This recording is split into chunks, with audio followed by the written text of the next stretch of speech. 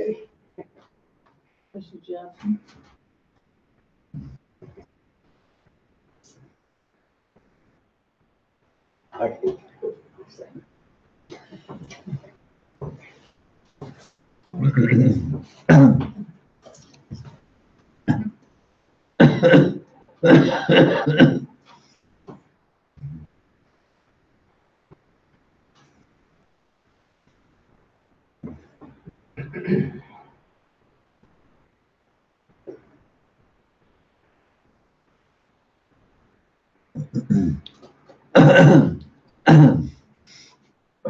Has the starting gun gone off? Yes. No, yeah. Okay.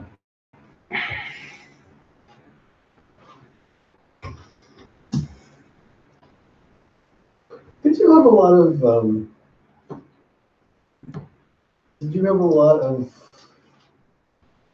I don't know, weird energy things happen over time? Yes. Did any of them freak you out?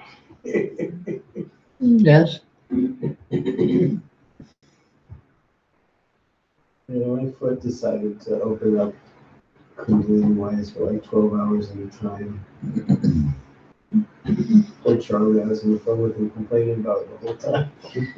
Not all 12 hours, 4 hours, for about an hour and a half. What happened? Just shaking? It was like there was a centipede in my foot, dancing centipede in my foot. It was like this bubbling, rhythmic thing. Thought it was a guy with a maraca. Oh, well, there was that too. I was a mariachi band at one point.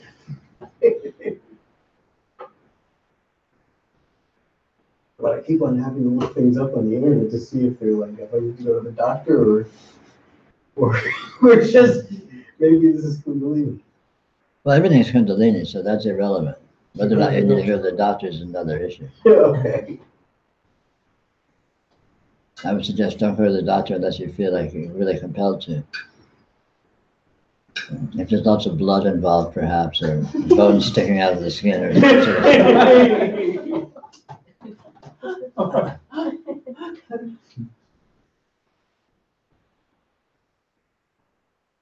I'd recommend a doctor. Blood or no blood.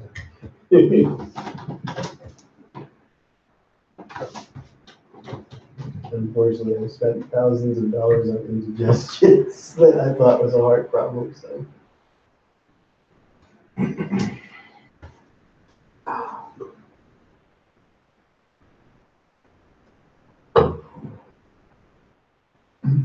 But Peter, we're talking about simple range of interest. yes. Is there a way I can use that to yogic advantage? You can use anything to yoga advantage. So the way to use it is just to notice that.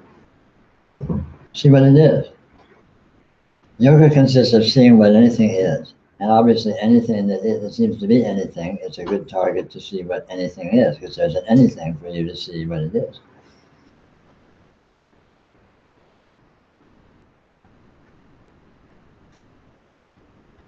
And start with the fact that it's experience.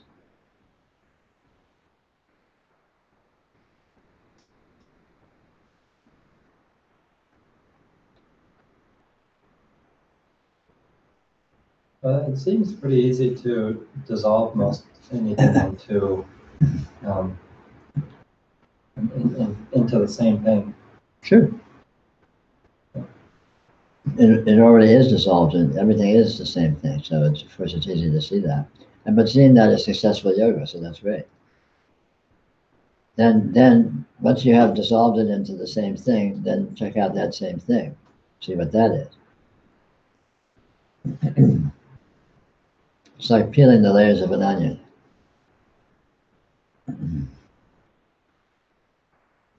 Makes you cry.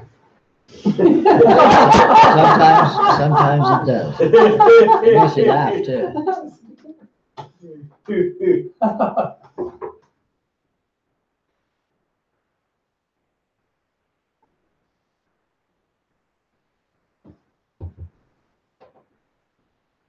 It's not like things stay permanently dissolved. It seems like it's just it's easier as time goes by to believe that they're not, I don't know, separate entities, or that they're. It's not a matter of belief, and there is no dissolved relative to some non-dissolved. Everything is exactly the way that it is. But the way that that is inconceivably subtle and transcendental. In other words, you can never get to the bottom of it. But you can get to the bottom of the fact that you can't get to the bottom of it. And that is successful yoga. That's what realization looks like. You know, you look at something and you discover it's not what it seemed to be. And so it seems to be something else, or maybe it seems to be nothing. Okay, cool. So then you had what you started with, and then you have this new seeming, and what's that? And so you can it's not a matter of, oh, I got it from this state to that state. Now, but it keeps coming back to this. It's like, there's no states. If there seems to be states, then you're not being with what is actually here closely enough. Because if you're with what's here very precisely, you'll discover it's intrinsically ambiguous. I use this word unresolvable a lot. And what that means is you can't tell what state it's in. You can't tell what condition it's in. There's an endless range of seemings. It can seem to be this, and seem to be that, and seem to be solid, and seem to be dissolved, and seem to be light, and seem to be whatever. But all of these seemings, none of them actually stabilize as being that. Because if you check out any of these seemings, they don't stand up to scrutiny. Nothing stands up to scrutiny. So scrutinize and check out the way that nothing stands up.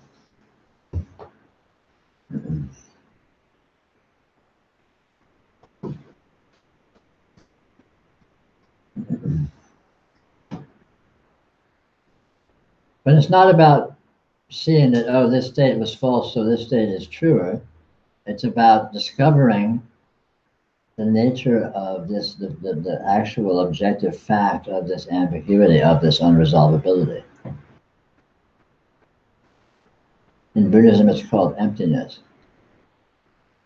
And this is the essence of the nature of what this is, of what is here, of what that is.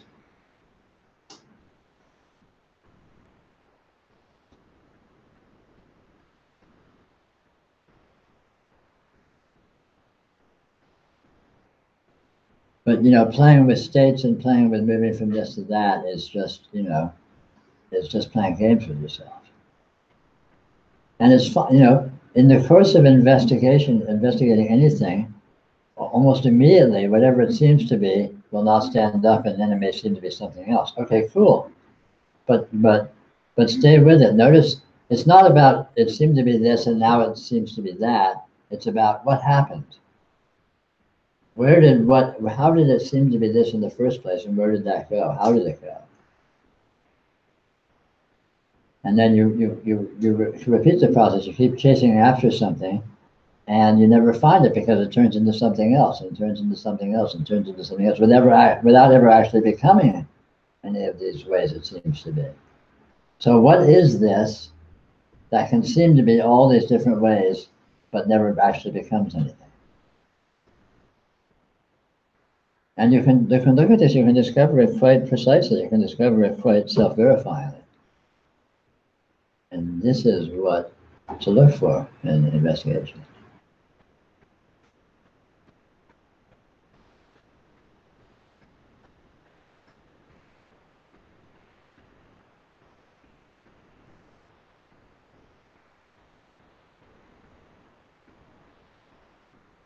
You can see that it is that way, but there's nothing really there to see.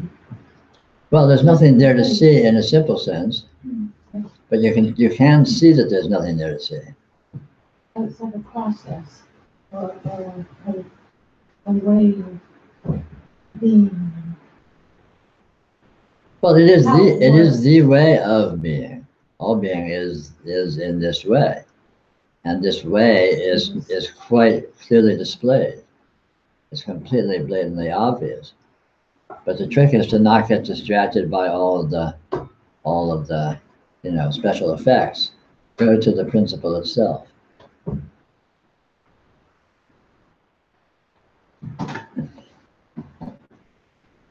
And that's tricky because all these seemings are amazing, It seems to be this, and then it disappears, and seems to be that, and then it seems to be nothing, and then it whatever, right? It's like wow, wow, wow. You keep going wow, wow, wow, and okay, fine, that's fun, and you don't lose that. That stays with you, but the way in which it is that way is being clearly displayed in all of these, meltings away of it seeming to be a certain way and then turning out not to be that way. But it's subtle. It's not like a thing. Yeah. It's not like an object. It's not like, oh, I found something and you pick it up. It's subtle. It's exceedingly subtle. It's, transcendental, miraculous. I mean, you can throw all sorts of words at it, which are just fancy ways of saying it's subtle. It's like all of your lectures. It's like, oh, let's see what it is. Oh, let's see what it is. Yeah. Oh, let's see what it is. I mean, Yeah, I mean, it is the way that it is, but that way is not a particular way as opposed to some other particular way.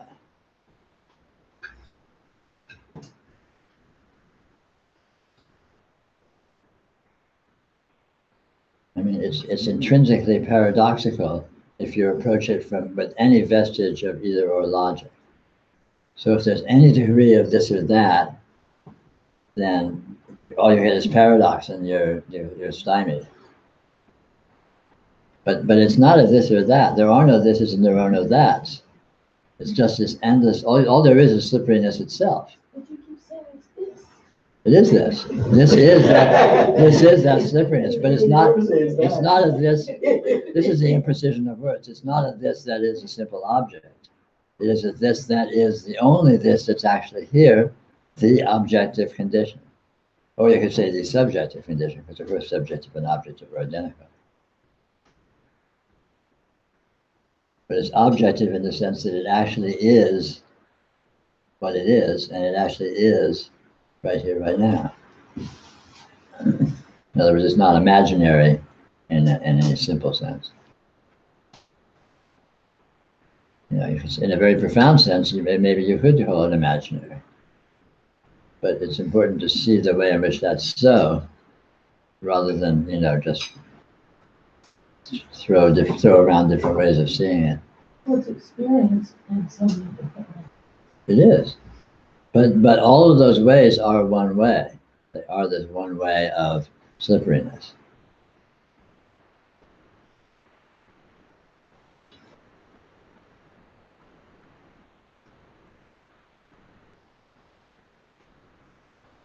It's like water. What is water? What does water look like? Well, this is water. You go to the beach and look at a wave, that's water. You go to a brook and look at the ripples in the stream, that's water.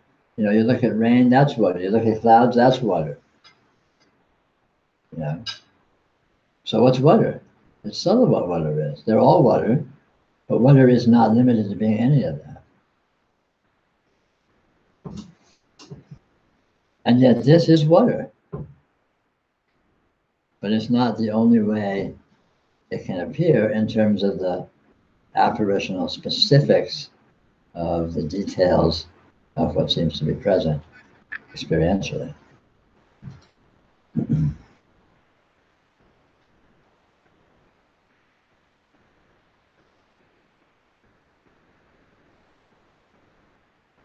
So in approaching this, one has to learn subtlety. One has to come to it. At first one is simplistic, and one approach looks at this and that's, conditions and plays these conditions off of each other, trying to upgrade, trying to move from a less true condition to a more true condition. But there are no less true or more true conditions. every condition is complete truth of what this actually is. But if you seize on what it seems to be, you're liable to miss what it actually is. So you have to look closely that it actually isn't anyway. None of these seemings have any stability. So as soon as there's a seeming, it already isn't that. But it takes subtlety to be able to see the way that that's true, rather than see it seeming to transition from, oh, it's this, and then, oh, it's that, and oh, it's this. So you get a kind of binary condition where you're jumping from this to that to this to that. Whereas if you look more subtly, you look at any seeming, it's a mirage. It's not even that already. Just in seeming to be that, it already isn't that. And then you're being with the ambiguity of it more sensitively, and the unresolvability of it more sensitively. I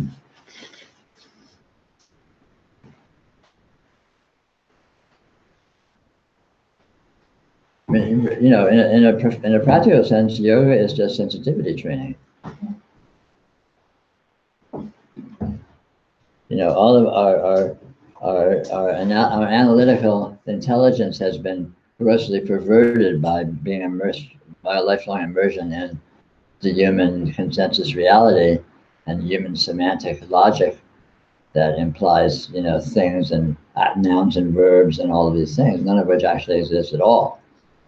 But because of this heavy brainwashing, there's a deeply ingrained inclination to sort of try to fit things according to these templates, which just you know, muddies it up. So one has to cultivate sensitivity in order to be with the way that it actually is, which does not conform to these kinds of either or analytical logic that's implicit in, you know, common human thought.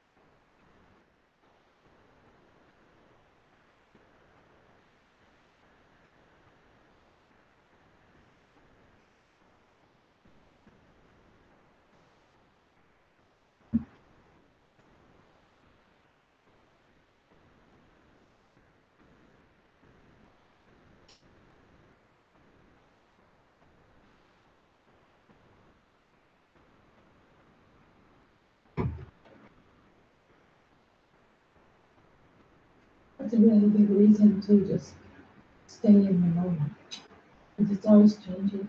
Yeah. So.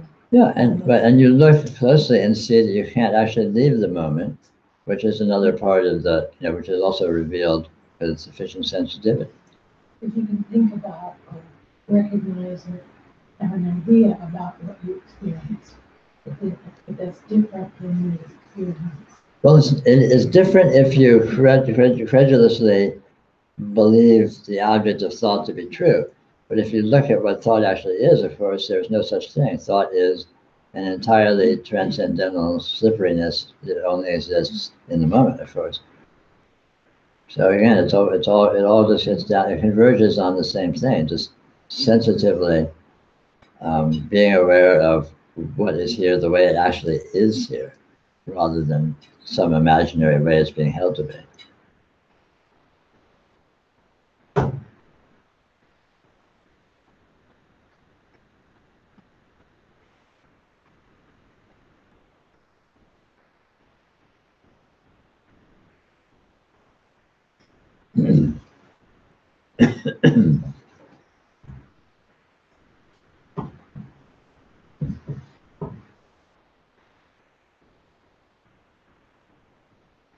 But coming to this is not simple. It's not linear. You know, it's not really amenable to process.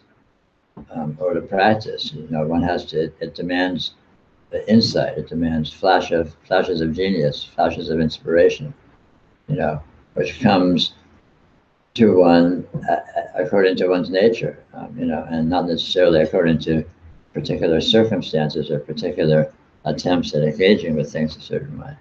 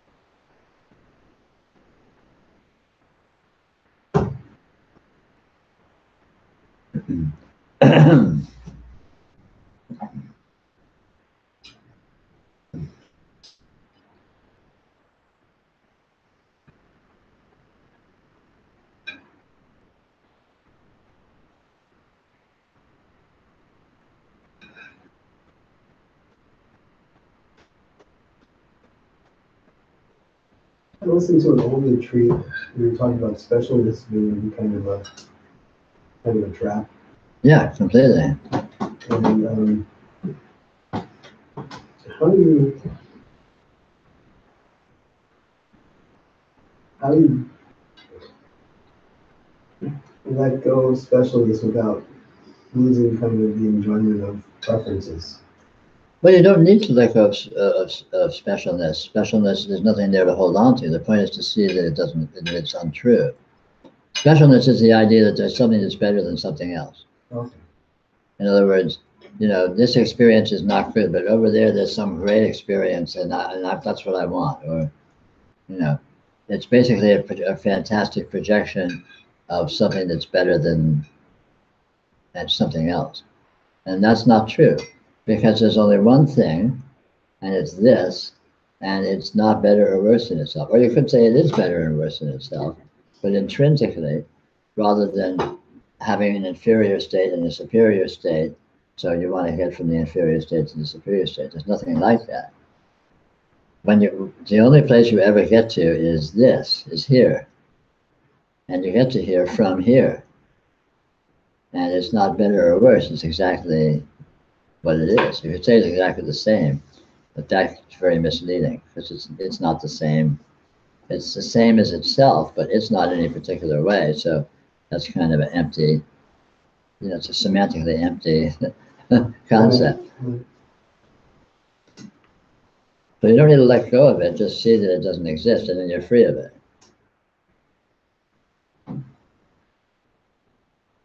You know, and preferences, again, are they're nothing. You know, you see that they're nothing, and then they're just, preferences are like, you know, the sun. It's the way it is. You know, at the moment it's sunset. So, Okay, yeah. you know, while it wasn't sunset, in a little while it'll be after sunset, let's say. It's not better or worse, there's no specialness there, it's just, you know, it's the way the apparent superficial energy configuration dominantly seems to present. And so, you know, I'd rather have, you know, chai with jaggery than, you know, a cup of dog piss. You know? Yeah. Charlie's a dogfish man, I can tell. You know, so that's just, okay, so, I mean, there's no implication there. Right. It's an empirical observation, a superficial empirical observation of something which is actually not limited to actually being that, as all superficial observations are, because nothing actually exists in any one state or condition. In other words, all descriptions are hopelessly partialized, hopelessly small in the face of the vastness and unresolvability of what is actually being referred to.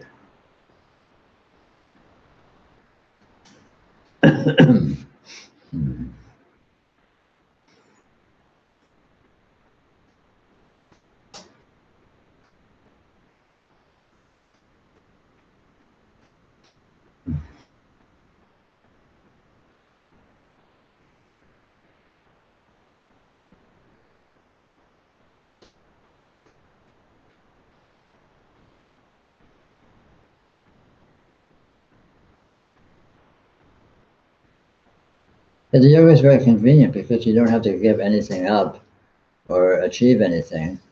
You don't lose anything. You just see that you don't really have anything. So then you're free of everything without needing to lose it.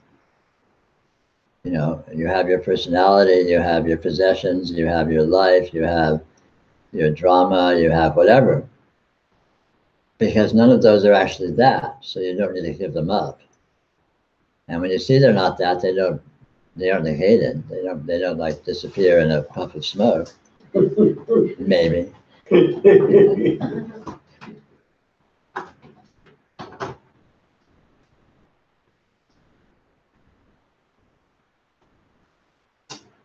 Nothing is found to exist, but nothing is negated. So when you see what's here, you don't lose anything. Nothing is gone. But there is nothing to be gone. So when you see what's here, you're free of everything without needing to be free of it, because there's nothing to be free of. It's all about the seeing.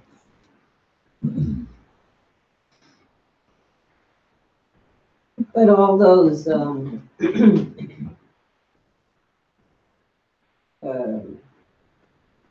feelings of specialness or memories, or my personality. Yeah.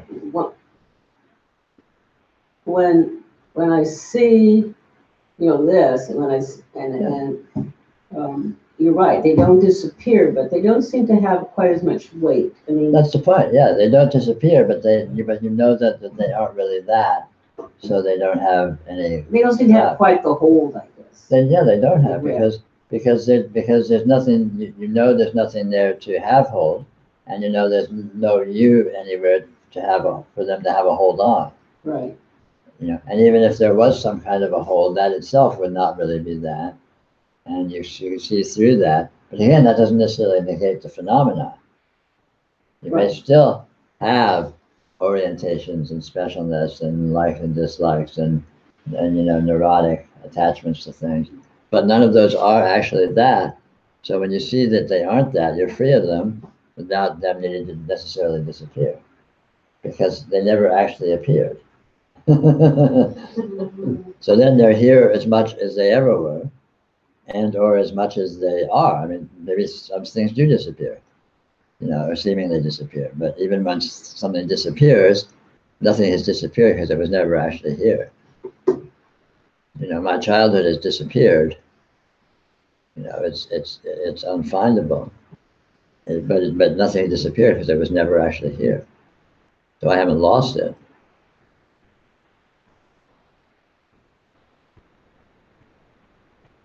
I always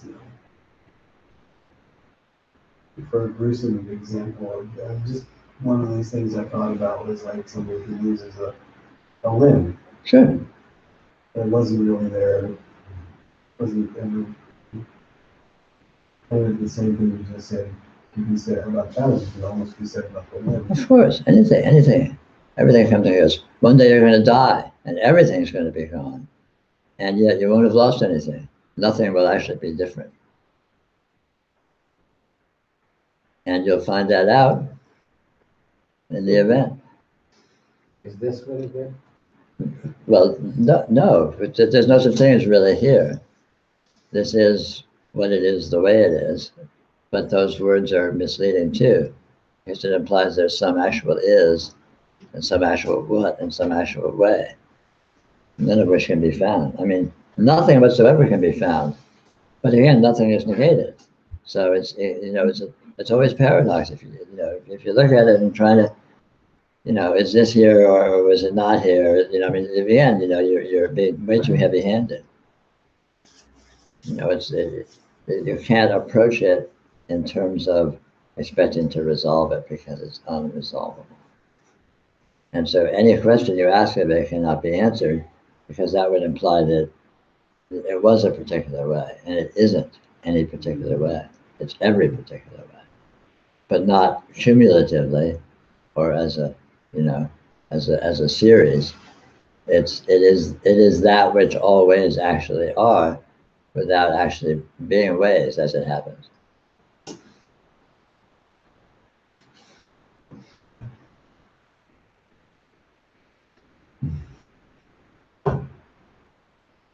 Kind of serious tonight. Yeah. Yeah, that's okay. Come on, don't even think about that. Step up to the plate. Come on. I wanted to talk more about that. All right. I knew you knew how to lighten things up. Let's talk about death and pain. Yeah.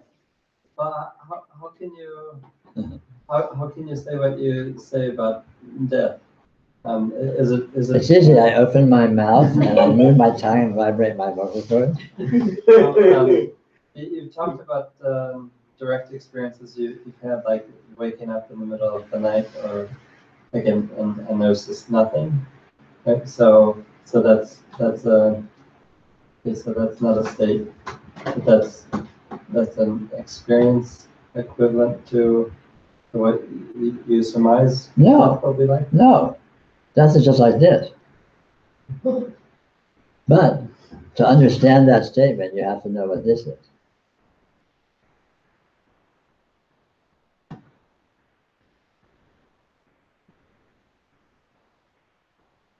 You see, what this is here, first of all, is beyond space and beyond time.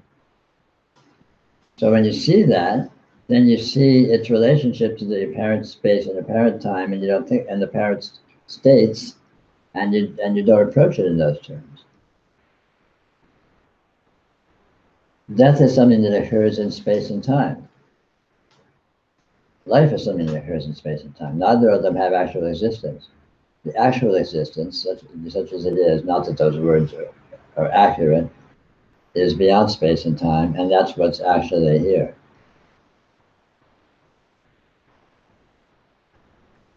And when you come to see it, then you see that there is no space and time. This is beyond space and time right here. So it's life, it's death, it's everything, it's nothing, it's, it's cream cheese, it's, cup of dog piss.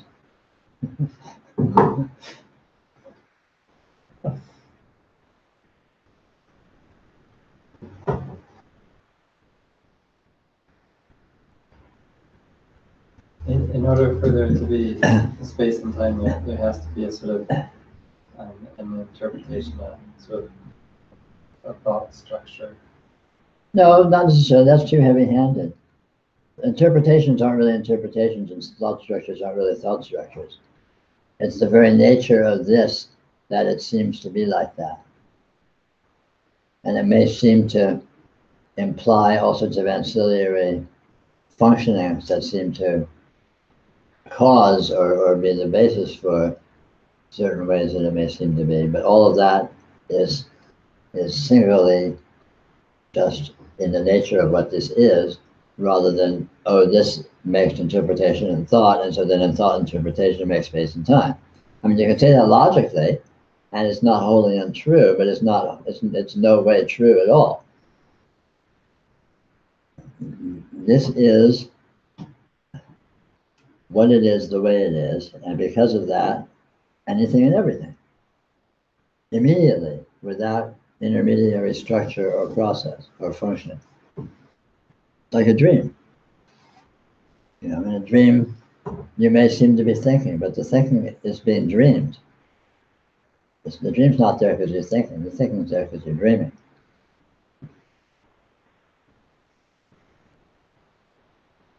You know, you maybe seem to be thinking now, let's say, or feeling or seeing or anything, but you aren't. Because none of those are actually that. All of that is really this.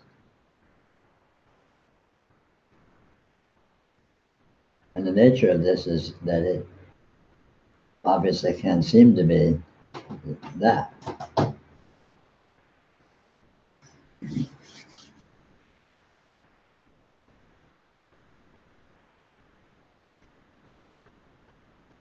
But it's essential to see that this already is exactly what it is. This is already the absolute transcendental. Period. And there's nothing else here but the absolute transcendental.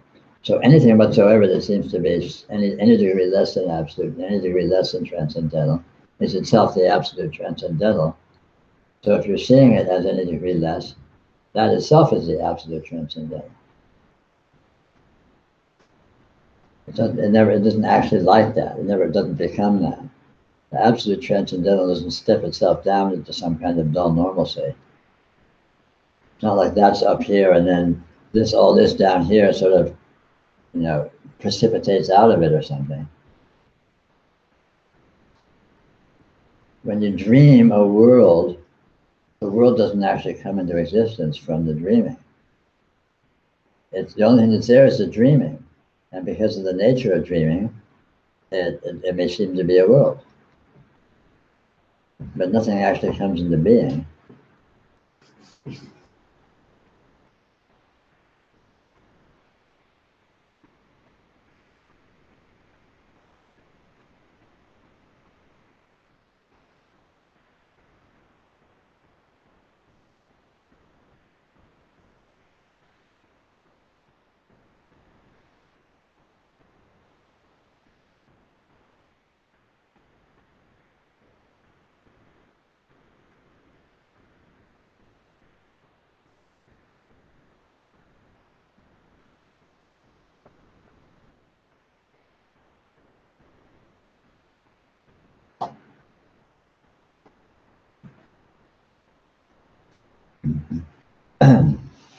I have something to share about this specialness that you were talking about.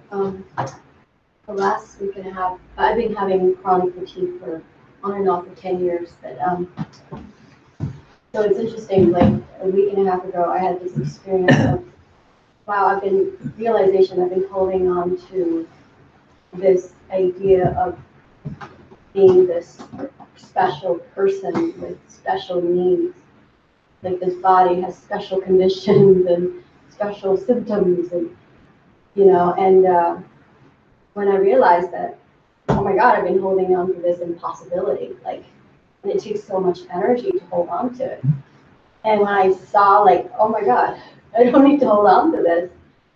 And the next day I woke up, my energy returned. I feel amazing. So in this case, it seemed like it's gone, Like we said earlier, sometimes it's still here, and sometimes it's gone, and I feel amazing. So kind of interesting to just that realization of, oh, I didn't realize I've been holding on to this, an impossibility.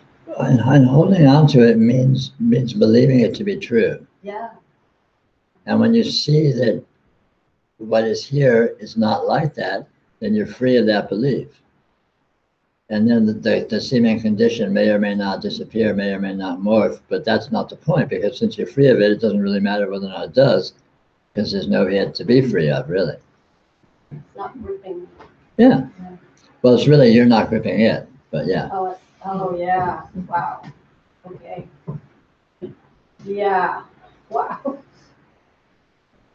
Yeah, I can. You're the one that puts it there by the belief. I gave it power. Yeah, belief is giving something power.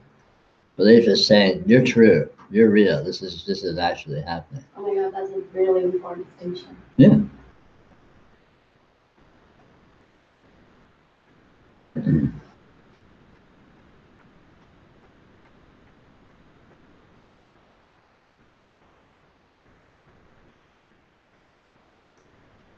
mean, belief is the energy of delusion. Belief is the energy of unreality. Belief is the energy of anything that is not totally and utterly transcendental.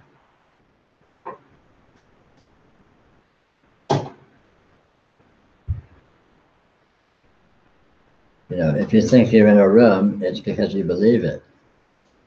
If you stop believing you're in a room, where are you? What is this? Can't say. And that's the truth. Because the truth is, you can't say what this is. You can't say where it is. You can't say how it is. As soon as you can say it or think it, you're putting that there by holding it to be true. Usually unconsciously. You usually don't know you're doing it, which makes it a little insidious.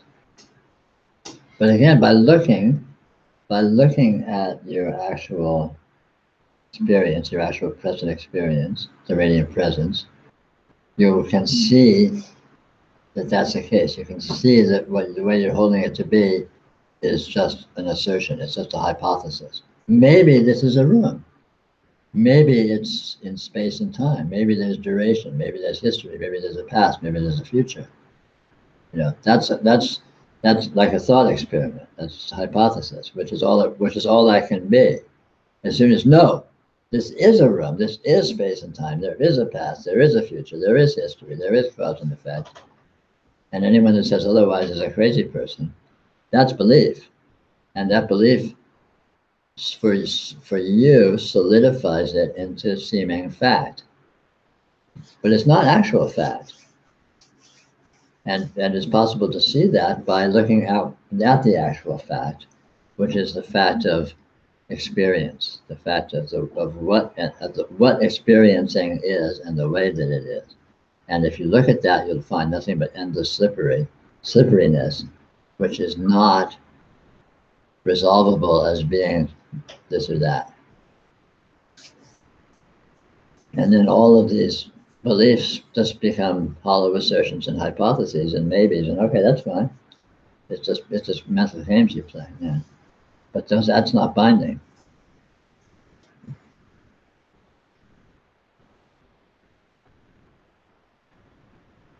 A lot of the same seems to be same beliefs. I'm sorry? And a lot of the saying seems what this is in a new way seems to be saying through beliefs. Having beliefs like service and yeah. Yeah, because the only real thing you can see are beliefs.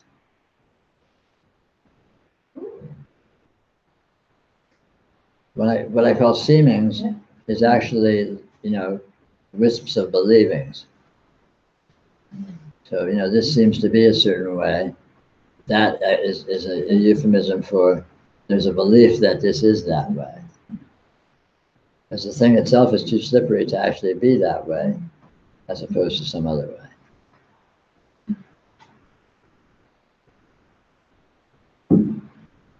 But again, you're not trying to negate or cancel the beliefs. You look right at the belief and you find it isn't that. It's slipperiness. Yeah, absolutely. Everything appears. Everything's being done. Everything is a display, you might say, of the absolute transcendental.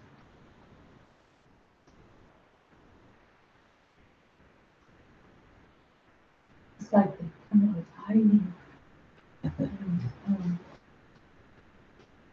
become exposed.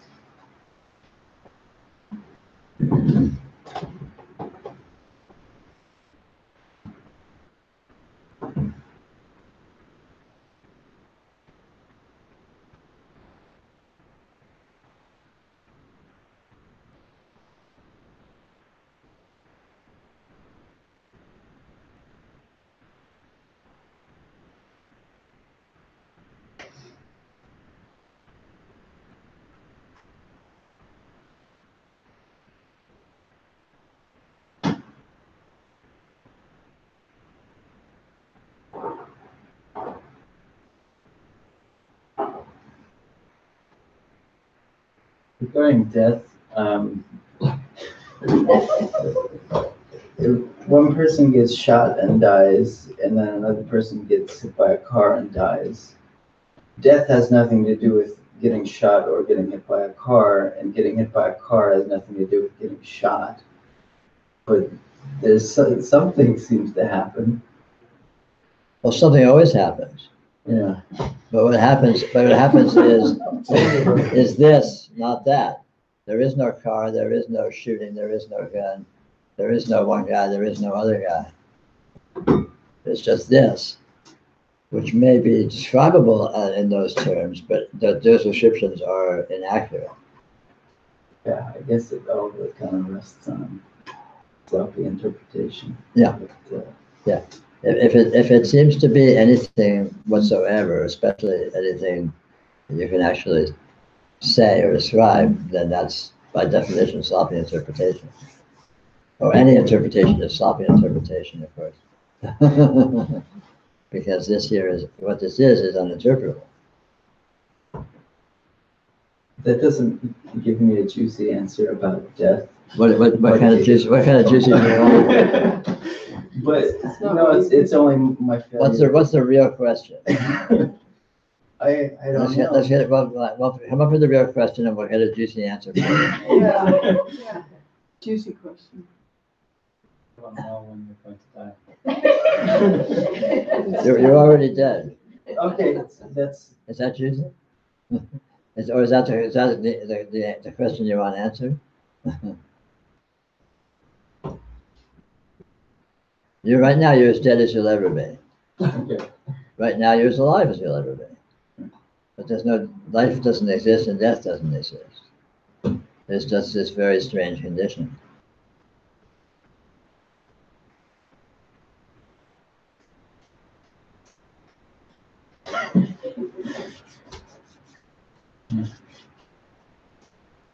Keep working on it. Give me a good question. I'll give you some juice. The original answer that you gave me, I'm sure. I just have to look at that.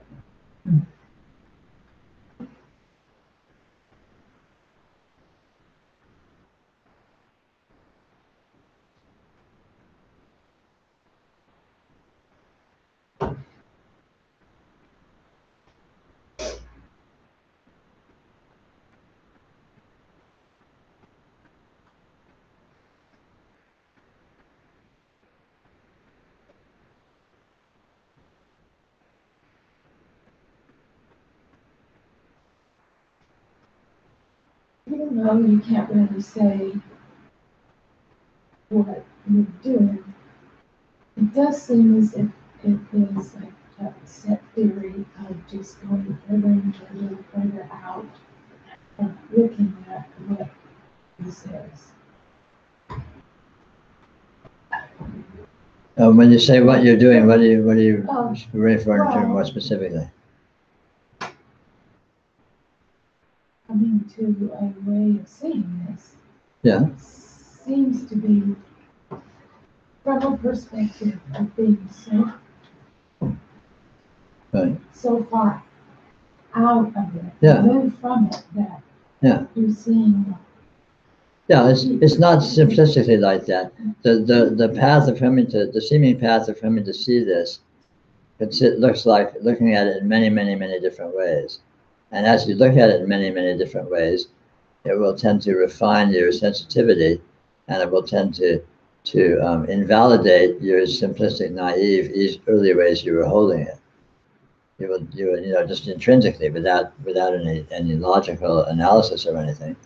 You start off and things seem to be a certain way, and you start looking at things in different ways, and looking at things in different ways, and looking at things in different ways.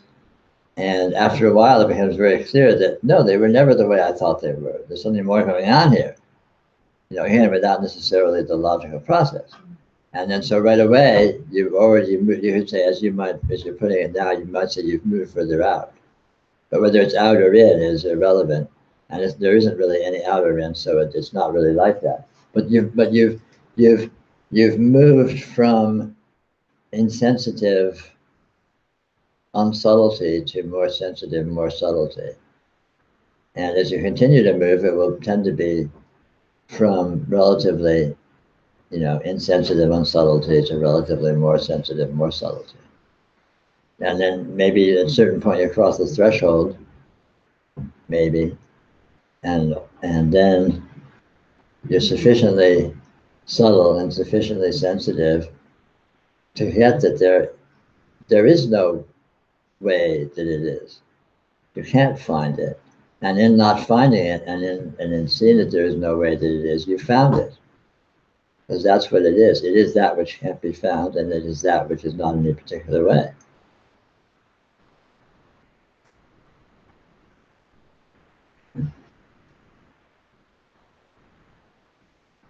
It's a lot easier. Then what? Than having to see the whole thing. Oh yeah. I mean, you can't. No. You keep trying to see it and trying to see it and trying to see it, Yeah. and of course you'll never succeed. But in that trying, Yeah. the important thing isn't that you're trying and you're doing all these experiments. The important thing is you're developing sensitivity and subtlety. And that's what does the magic. That's what enables wisdom. That's what enables understanding.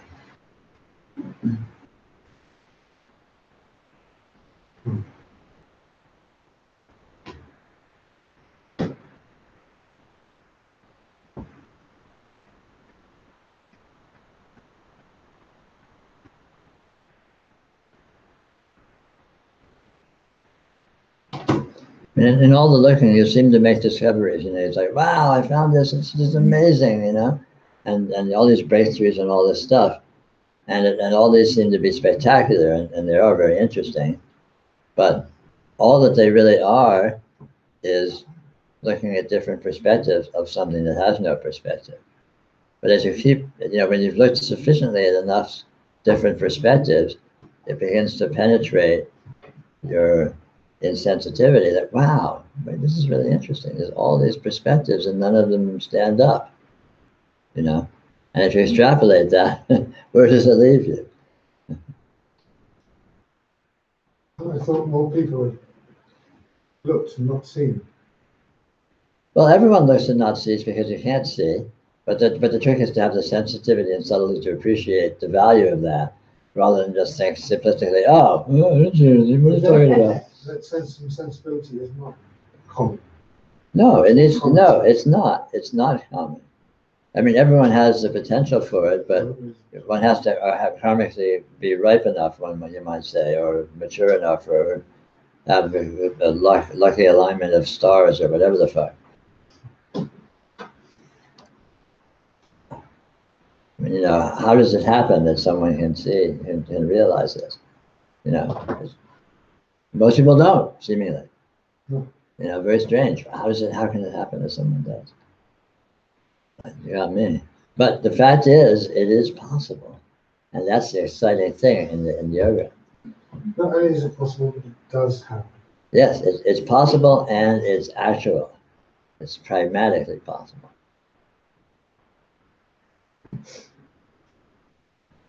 But you can't be told how to do it. And it's not a big deal when it happens. That's no big deal at all. It's like, God, I've been doing all of this just for that. And yet, it's the biggest deal that exists. The biggest deal that there is. It's the absolute pinnacle of human achievement, if there were humans and if there was achievement. For me, the search and the finding were unconnected. Yeah, oh, absolutely. They have nothing to do with each other. And yet, who knows but that you could have found if you didn't have the search. Yeah. And who's to know that I would have found it if I hadn't searched. Yeah, exactly. It can't be said. I would, just empirically and very, very superficially, on the level of arbitrary gossip, I would say, I don't know that, I think most people I'm aware of who have found have seemingly been involved in a certain amount of searching. Yeah, but again, it's impossible to draw a correlation. So it's very strange. It's very, very curious. Of the way, what makes, in terms of impossible to describe processes, the way I would describe it is this cultivation of sufficient sensitivity and subtlety. So the searching is not valuable for the searching is valuable to cultivate the sensitivity and subtlety, and that's what enables the seeing. But what it is that cultivates that sensitivity is... No, the whole thing is the whole thing is completely elusive. You know, it's a dream.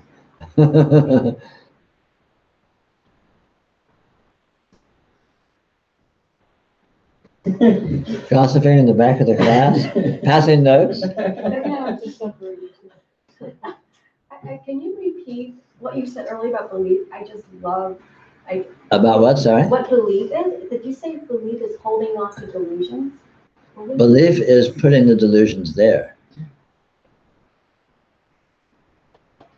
If there's a delusion, it's there because you put it there by believing it to be so. So everything I see is my beliefs. It's like if there's an anything, it's your beliefs. But everything you see is not actually your beliefs. Everything you see is actually reality itself. This is reality. If you think it's a hand, that's delusion. If you think you're calling it a hand, but it's reality itself, then that's reality. So, like if I see a dead body and I call it a dead body, that's a delusion. Yeah, if you think it is that. It's not just what you call it, it's what you feel like it is. Feel like it is. Yeah. But if there's nothing, if I see it as what it is, it's just something's happening. Yeah. Then there's no belief in it. And exactly. Yeah. Yeah. So it's a much lighter way of living. Yeah. Yeah. It's lighter, but it's also possible because there's inherent intelligence. You know, the argument is also is often made in spirituality is like, well, yeah, there's this absolute reality, but we need to think about things, and we need to call things, and we need to hold things to exist, or else how are we going to pay the bills or drive our car home? But the fact is, you don't. That's a fallacy. You can do all those things and know perfectly well that they're not those things and see right through them. Because you never did them in the first place. Thought doesn't do those things. Belief doesn't do those things. What does everything is the same thing that does everything, which is the transcendental intelligence, the inherent intelligence. Which one or another is incompatible with belief? Well, it's true and belief isn't. And yet, belief is nothing other than it. So of course it's very strangely and paradoxical.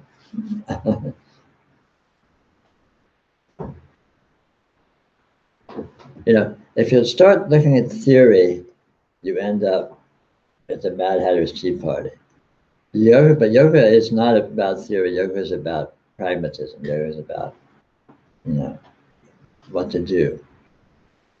And what to do is always the same, which is see what it is. See what's here. And the seeing will see through whatever it is you're holding it to be. And it may arrive at something else you hold it to be, but then what do you do with that? Well, see what it is. Always see what it is. See what it is. And then the theory of, but is belief real, or does the transcendental intelligence do it? It's like, who cares? That's all just, pie in the sky. That's how many angels can dance on the head of a pin. Doesn't matter.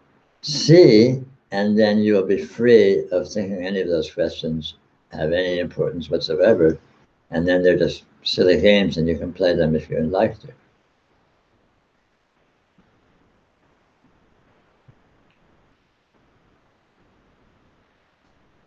It's just about break time. Should we take a little dessert break? If video people will be back in about 10 to 15 minutes.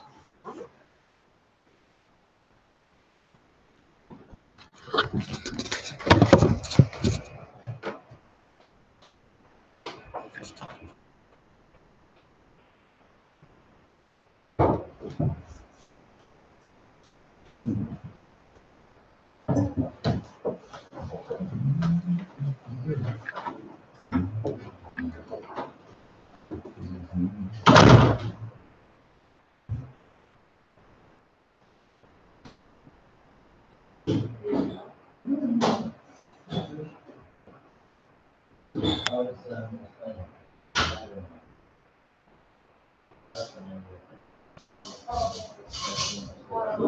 did you get the city we've been talking about for the last year and a half? Do what? The city? Juggling? No. Teleportation? Oh, I'm still working. Yeah, it's not a good try, it's really good. Keep it up.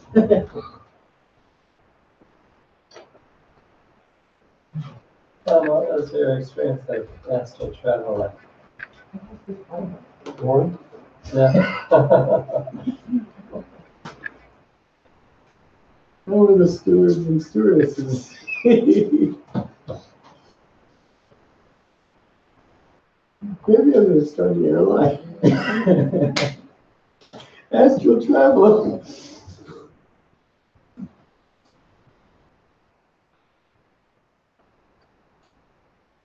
You feel like you never left home. Just have a little box that people lie in. Charge them $300 an hour. Astral Airlines. Are your tokens switching colors, or is it just the lighting changed and now they're your socks? What? Your socks look a different color now. And Their socks are different, no, they're the same. all right, they were yellow. I thought toes before. You know, I didn't change them. They're hypnotized by the reference to darkness. Right. That's it. Oh.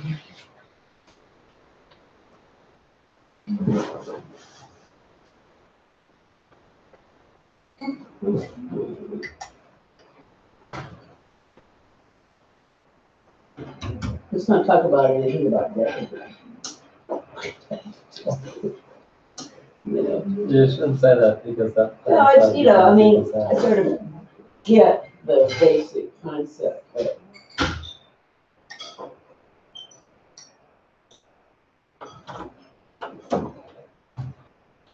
Oh.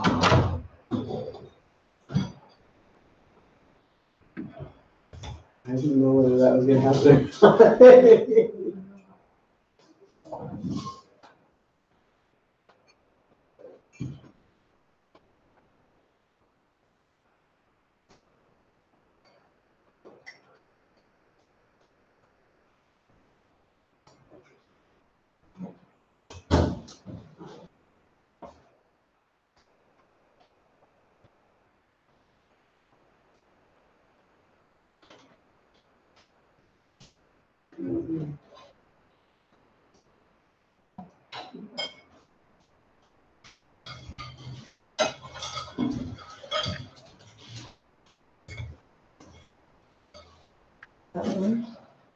What does that mean?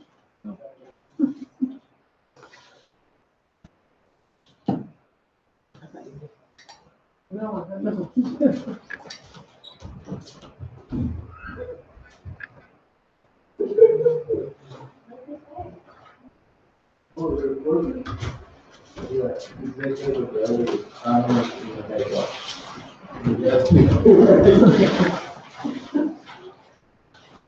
Really, you tell everybody what to do.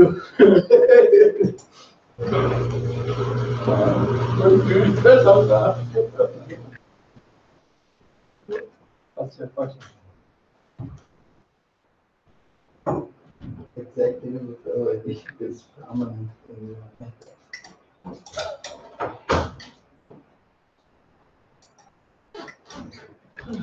You're an executive, is that what you said? Apparently. Apparently. You've gotten promoted. What do you think only track favorite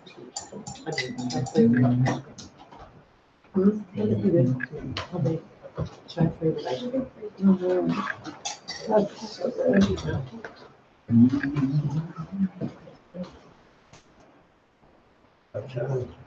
Have you planned to come over on Friday? Yeah. I intend to fly in this I don't know. I'm having surgery tomorrow. Unexpectedly. So Friday I may or may not feel up to. Yeah, sure. And yeah, if so, I'll give you as much. I'll know by tomorrow night how it actually feels. Yeah. No, for sure. But I may be I fine. want to take that So, shot. it's not like I have. Oh, yeah. So there's one coming up, isn't there? Anyway, so. Oh, in May. Oh, okay. That's a long ways away. Well, I want to, it sounds amazing. Oh, really? Yeah. Well, let me know how bad it is. Will I do it? Yeah. I was 12 at the time. I think I'll be working on unfortunately. I think that's the last day of class. Oh, okay. Is it an all day thing? It's like 2.5 hours. Didn't meet at 8.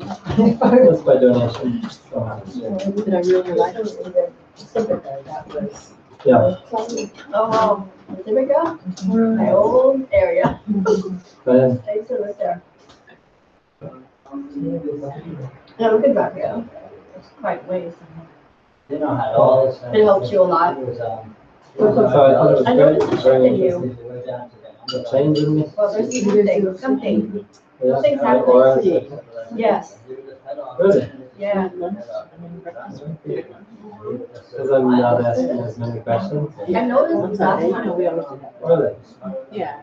But you can't. Even your questions are answers. I have no idea how to describe it to you. I'm just, just seeing it.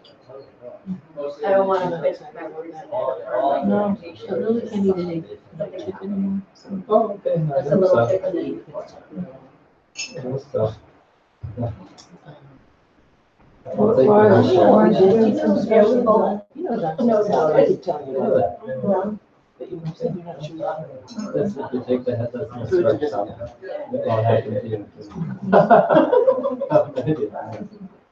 I think part of it was like, if I get something out of that, I wasn't expecting much of anything. It was just, Peter said he was interested in what's his name, Douglas Harding. Yeah, no, it's good bad. And then I watched a couple of videos online and I thought it was interesting, pretty cool. Yeah. Yeah. What? It's kind of very logical and easy to see. Yeah. I like this. This is not linear education. So weeks. Yeah, I It guess is so. all very multi-dimensional. Yeah, very. I will find the rest and send it to you. Like the Douglas Harding thing There's is some it's current- very specific No, it wasn't exercises. current. You do it in a group. Working in a group actually helps you see. Yeah. And a lot of the people, they redo the workshop a couple of times. If you ever get bored Really, of it's doing like a little- Yeah.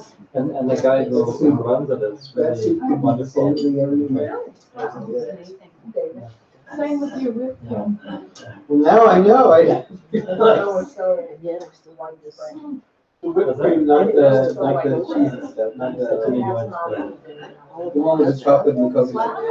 Oh, I think this is like, It's what nature is. I think it was like a best-selling book or two. The next one's the Thursday. Yeah, like in the 70s or 80s or something. But I haven't read the book, so. Yeah, it was really interesting to read. Oh, is that Thursday? That's the second Thursday? What's that? Oh. Yeah, I read the book. But when you got home, because I just wanted to. Even online, there's like videos where you can watch and do the exercises. And When is the one of the last I don't know. What is it? People that are on motors. I think so, yeah. There's like It's like this a thing where, I don't know, maybe it's pretty cool. It's like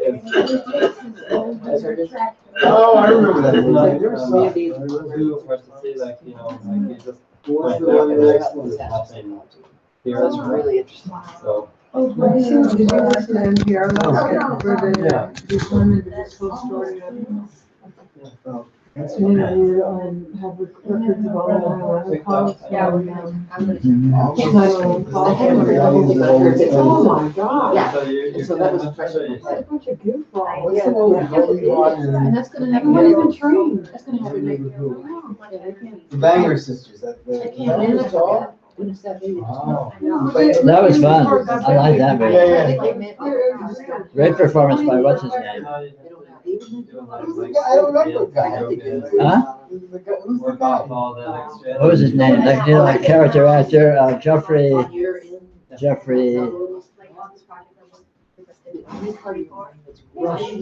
Jeffrey Rush. Oh, wow. I don't remember. He steals the movie, although everyone steals that movie. It was a fun film. Yeah, very fun. So you just, On your list, you it just goes find really information well about along famous the doctors and stuff. And- Yeah, I mean, Whatever you say, that's what I remember. Yeah, I've been in that state, that's what you It said. is. Yeah. It's really One after all was famous as her brother were up there. Yeah, that's what I heard. I've never actually seen that. Oh, you should see that. That's unique. Because that's Fun why film. language, but only others like that. Feel like maybe one day. But maybe you. I feel like Yeah. one day. So that's you know, the I one let with this. go, I'll let go. Sorry? Tell the That's voice. why we're looking at this. The supplements, and when I throw them away. Sure, yeah. Yeah. Might as well keep them. Yeah, I'll just get to it. Thursday and after- I feel like if I finish and I'm like, feel Plans, it's always film. They might go into automatic like- What was it like, were they saying it was a thyroid? thing or- Emergency. No. Yeah. I don't have a bell. And she talked about what. She said, well, how come Ding, ding, ding, everybody ding. Ding, ding, do ding. well in these situations? Yeah, and they're the And ones. she said. No, they don't believe it. Come in. We're We're starting. Ding, ding, ding. Awesome. Oh, no problem.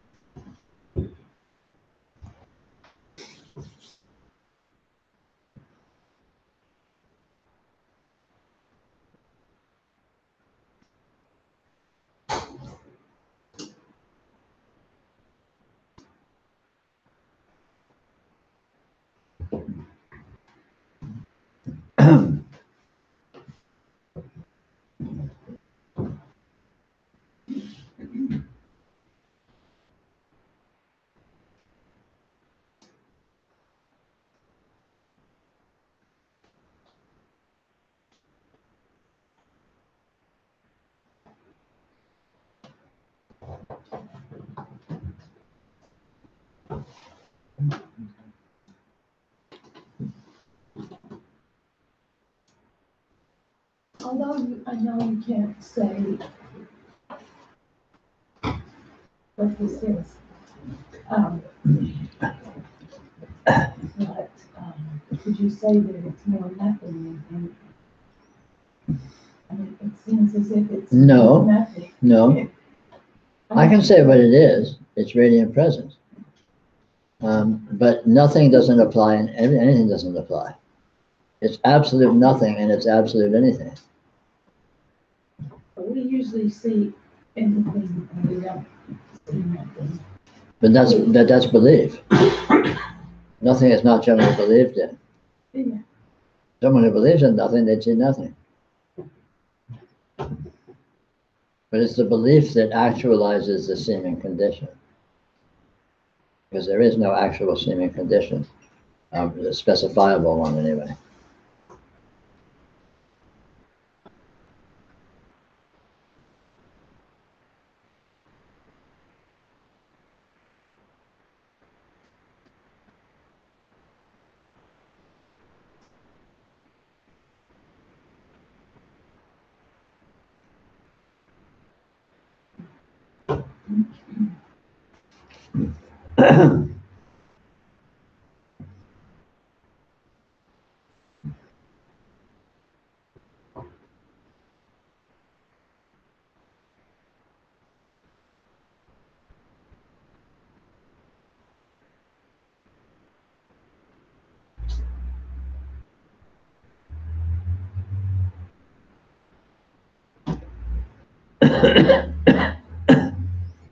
Radiant presence is a really good name for this.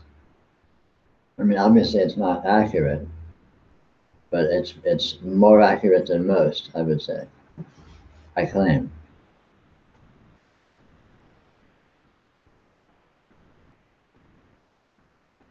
Especially since presence is so obvious. I mean, anyone who looks, well, is present. What is presence? Is this present? You know, is my experience present? It's self-evidently, obviously, palpably the case. So, and yet you are looking for, well, what exactly is this? You know, what is this presence? And right away, bang, you can't find it, but it doesn't go away. Not being able to find it, it's still obviously, self-verifyingly immediate and actual and true. So presence reveals the transcendental nature of the paradox of actuality and unfindability very explicitly, and to me, I think very obviously and very intuitively. And then all the radiance, all of this that seems to be present, you know, all the apparent phenomena and so on, are nothing other than this presence. And ultimately, and not even just ultimately, but explicitly, just as unfindable and yet just as self-verifyingly, obviously radiant. So the presence and the radiance disappearing is only a state. No, they never disappear, they just can't be found. Or when people say that they have experience of disappearance, just that state. Yeah, that's just a relative. If disappearance is appearing, then the disappearance is present and it is just radiance. Or if there was some disappearedness that could exist, or let's say there was some non-existence. Let's just take it to an extreme. Let's say there's some non-existence, some nothingness. If there's nothingness, then the nothingness is. Or you know, or how would it be nothingness? And it is, if you look at is, right away you get presence and the radiance, which in this case looks like nothingness.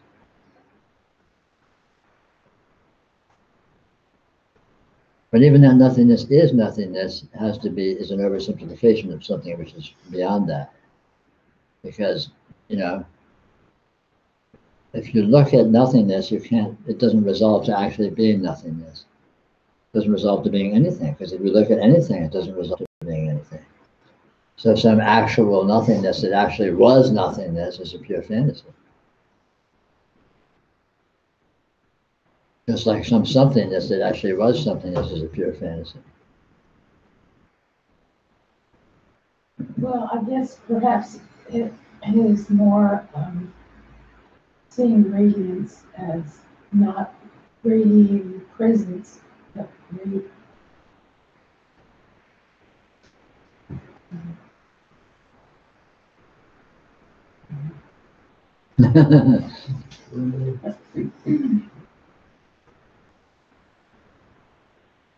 I have heard that often.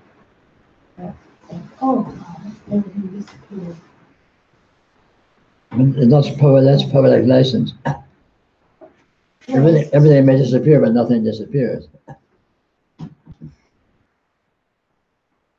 There's nothing to disappear. Yeah, there's nothing to disappear.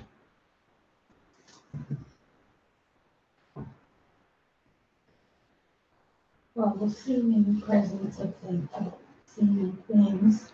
Presence never disappears. As we experience them conventionally. Yeah, well, that disappears, sure. But because that's just a way things are being held to be. And nothing stands up to scrutiny. If you look at what is actually here, it will immediately become apparent that it's not what you thought it was. It's not what you've been holding it to be.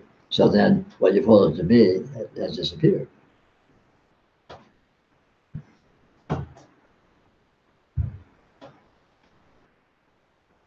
So I may think, oh, this is space. You know, I'm used to thinking this is space. But if I look at it, I can't find space. So space has disappeared.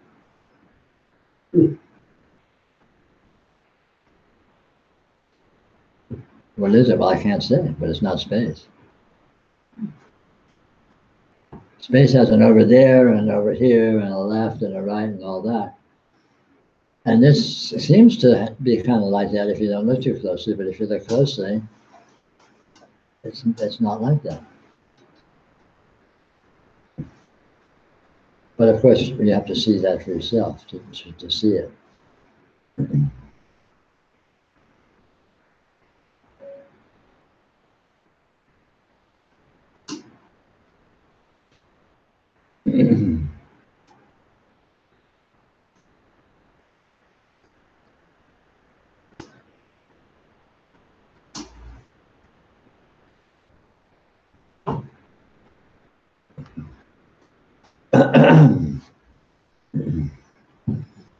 I think I heard you say that you come up with a concept with certain definition and attributes, and that's what you're looking for, and that's what.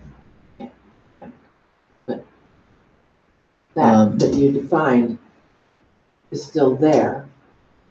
It's just not what you. It just doesn't have those attributes, and it doesn't have that. Nature. Yeah, you could, yeah. Something's still there. There's something, but then even that it's something is giving it attributes, and you don't. If you look at the somethingness disappears too. I mean, every attribute whatsoever disappears, and anything whatsoever that is anything is an attribute, ultimately. Well, let's say I called that a table. Sure. So if I stop doing that, I can still see something. Sure. You see something, but then what is seeing? If you look at seeing, and you can't find seeing, you're still seeing, but seeing isn't seeing. Right? You're experiencing, but then I can't make myself not have that. you don't need to. But there's no that. It's just this. But I can't make the table disappear. I mean, what I'm seeing as a table, I can't make it go. But you don't need to. It's not here. But the important point is to see the way in which it's not here, and then the table is gone. This is here, but this is always here because this is this. And in fact, the table goes constantly. Every time you blink your eyes, the table goes. Every time you turn your head, the table goes. Every time you stop thinking of it, the table goes. The table's been in your field of vision all night, and I bet half the time you haven't, most of the time you haven't seen it at all. That's for sure. Yeah. So seeing in the sensory sense is itself very slippery and subtle. And we concretize that through a kind of a subtle interpretation of holding it to be various ways. And oh, I'm seeing objects, and the objects are here, and so on and so forth. And I see that this isn't the table, but the table is still here. But the object, that this is an object, is still here. And when you see that it's not an object, then what's here? And there's no object here. And then what is it? And then, oh, it's subject. And then you see, oh, there's no subject. Then what is it? So the it never goes away. But the it gets more and more and more transcendental and more paradoxical, the more profoundly and sensitively you are with become noticing its true nature.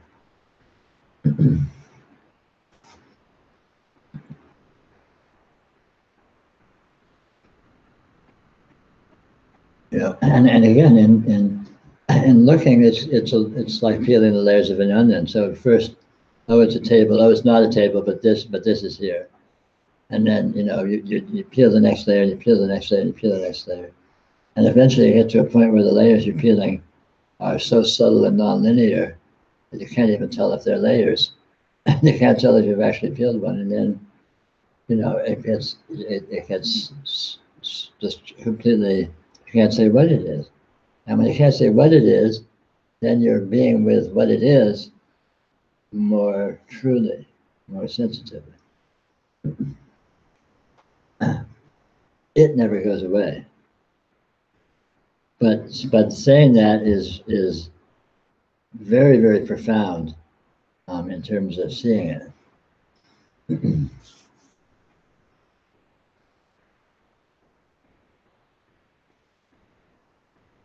I mean, kind of a rule of sort of a very coarse rule of thumb is, as long as there's anything to be, it seems to be anything at all or any certain way, keep looking. It's sort of interesting, I know that I go back and forth. Sure. But I always, I don't seem to notice that I'm not with this. That something happens, sort of, I don't know, spontaneously or, just, and then I am, and then I realize, well, I've always been. Yeah. But that's only, sort of after the fact. But not with this is one of the major ways that with this looks like. Yeah, I sure. And so when you see what this is, then you don't need to stay with it. Right. Because you know that you can't lose it, so why hang on to it? Right. You can go wandering around in delusion and smash around in all your dramas and delusions, and it's all just different ways of dancing in the radiance. Right. It's sort of like, well, it's here again. And it seems to come and go, but nothing actually is coming and going. This is more, more seeming. Which itself is the very nature of radiant presence, is all this seeming. Even seeming isn't really seeming, it's seeming. Right.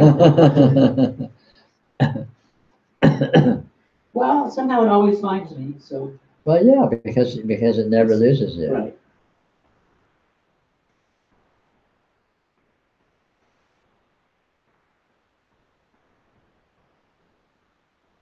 More that you never lose it. Yeah. Well, it's another way of saying the same thing. You are it, it is you. So who's not losing what? Anyway.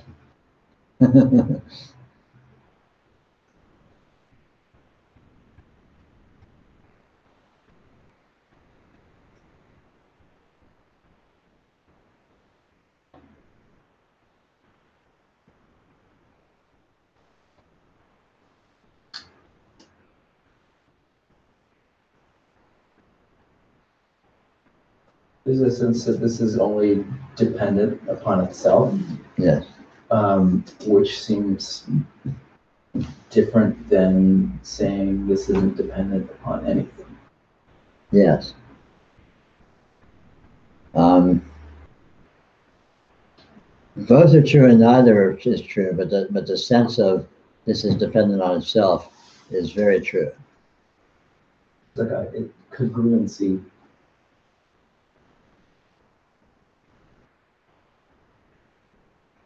What does that mean? This is dependent on itself. Where does this come from? Itself. What's doing it? Itself. Why is it doing it? Itself. Where's it going? Itself. What's it doing? Itself.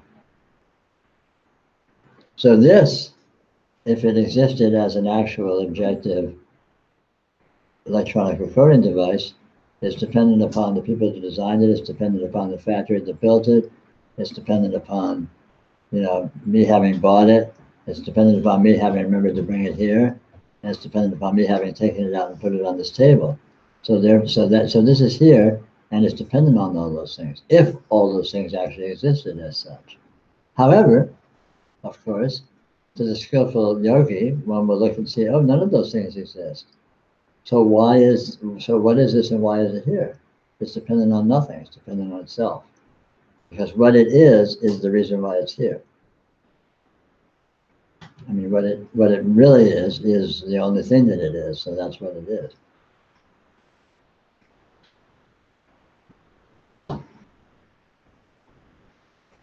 In Kabbalah, the highest God name is Aheya Asher Aheya. I am that I am, which is a kind of a circumlocucious way of saying the same thing.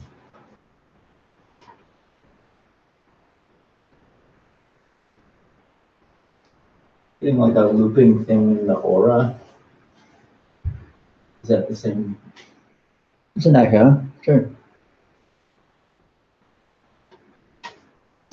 I mean, there's nothing but loops in a sense. Reality is self-recursive. Because there's nowhere else for it to to go or to be.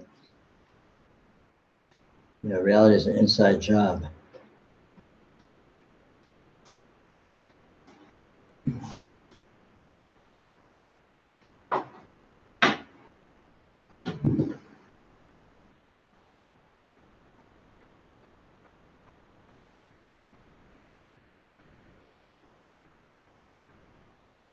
I think I got my death question figured out. Well done. Let's go for some juice here. Well, there's this seeming choreography that plays out that Right. seemingly results in an event that has nothing to do with the choreography Right, and already was the case to begin with. right. That can be said for death or realization. Or anything whatsoever. Yeah. Yeah. If that's your question, that's the answer. Well done. Was it your question? Yeah.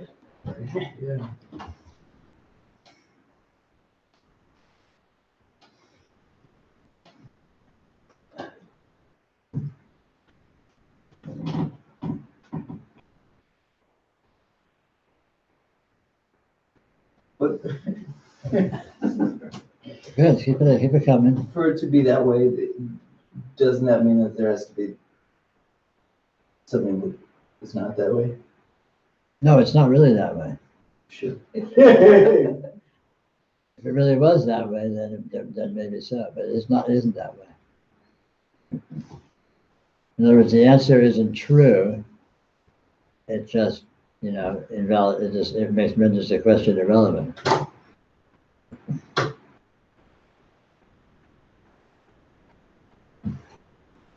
And all answers are false because there is no answer, because this is unresolvable. And yet all questions are correct. Yes, all questions are correct, and all answers are correct.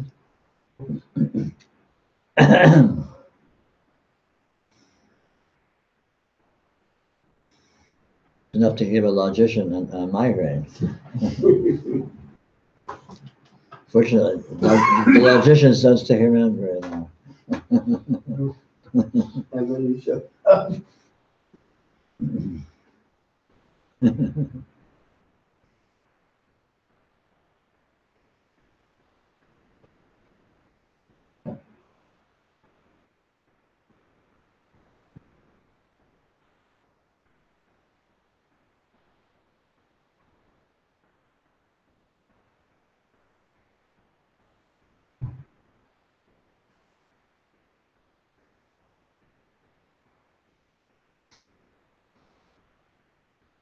So what is fear? Like, is that sort of a belief as well? Yes, Mm. fear is fantasy. Fear is a reaction to a fantasy. So you imagine some conditions, and you imagine that those conditions aren't true. So say you imagine there's something out to get you. And so you imagine that there's a you that exists that is vulnerable, potentially, just so there's something that might be out to get you. And then you also imagine that there is something out to get you.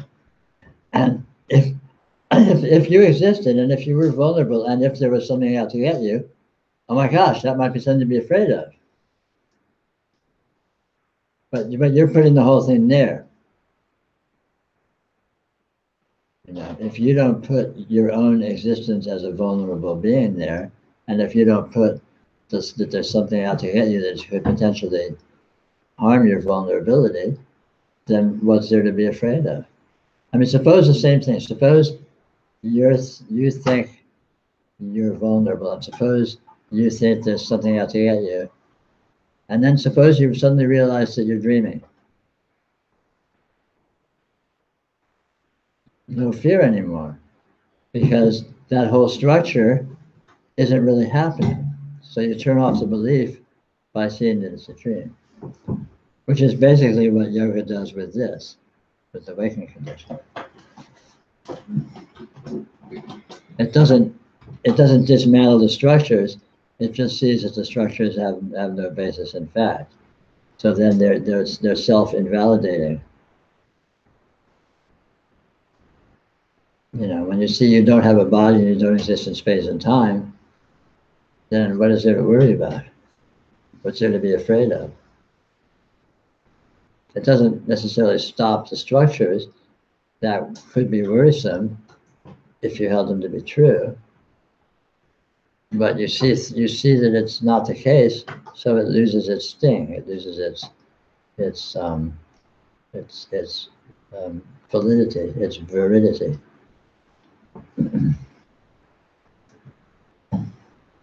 Well, until you see that, everything you see is in a loop, and it all comes back to just thinking that there is something there. Yeah, of course. So Always. You have to see it. you have to get out of that loop.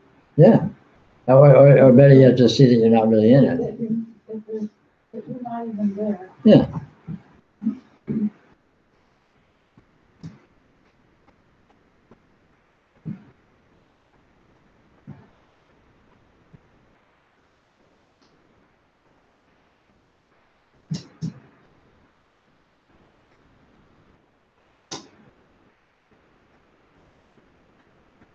All emotions that humans qualify as emotions, like happy or sad or fearful or anything, are all similar.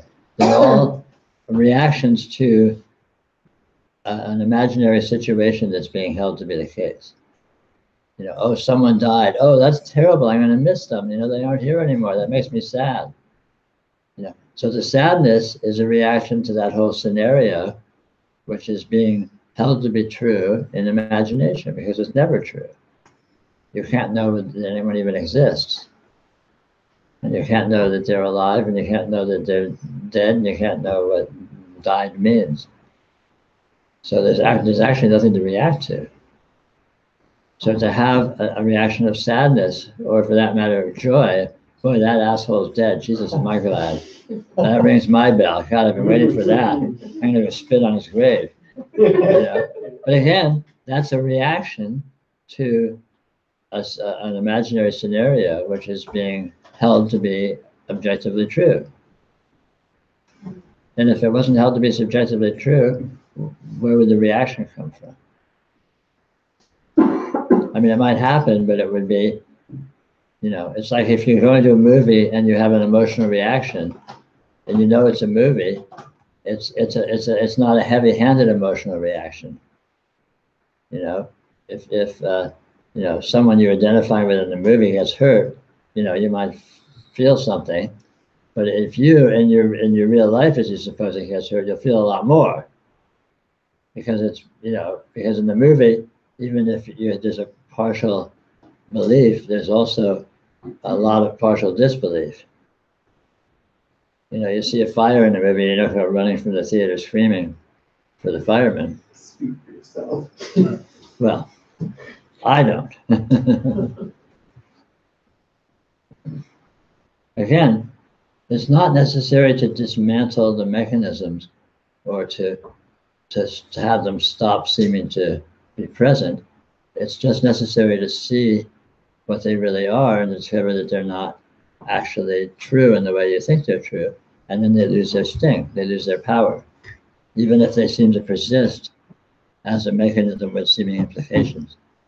In other words, you don't need to dismantle your personality, you don't need to dismantle your habitual reactivities and all these sorts of things. All that's fine, and being emotional about things is fine and all that, but see what it is, and then it's very light and actually quite juicy and beautiful, rather than intense and dangerous and heavy and, oh my God, what am I going to do?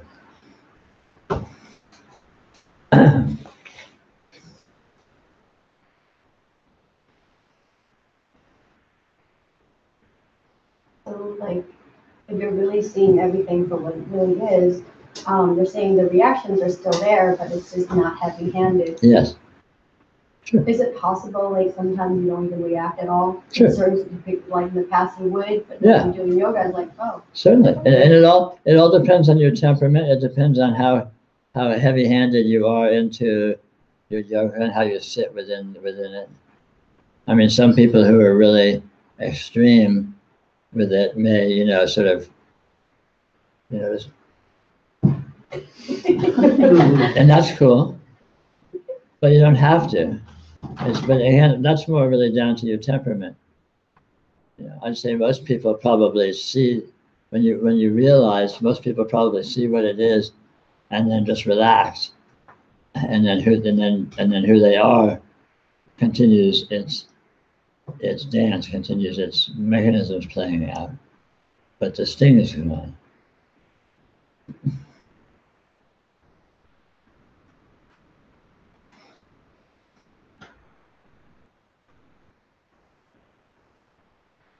Again, it's like the analogy of going lucid in a dream is very, very appropriate. You go lucid in a dream, and the dream may stop, or it may continue, and then it becomes fun. What seemed very serious and important all of a sudden becomes, oh, this is a dream. What fun, And so the seeming conditions may persist, but it has a whole different tenor to it, a whole different flavor.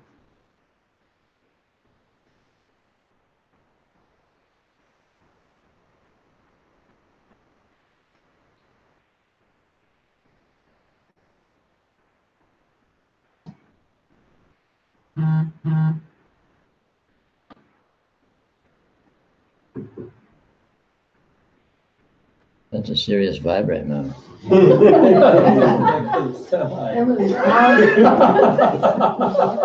was on something there. Yeah. It's never sounded like that.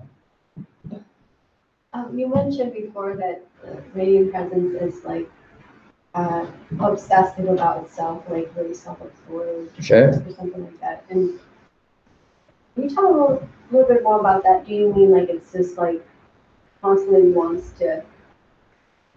It enjoys itself. It loves itself. It's intoxicated on itself. It's very narcissistic with itself. It can't get enough of itself. And all of that is the reason why we're so in our stuff. Because us being in our stuff is really it being in its stuff. Because you are it and your stuff is it. Radiant presence just loves the hell out of itself. Radiant presence is a junkie for itself. It's completely head over heels in love with itself. It thinks it's the coolest thing there is, and it's right.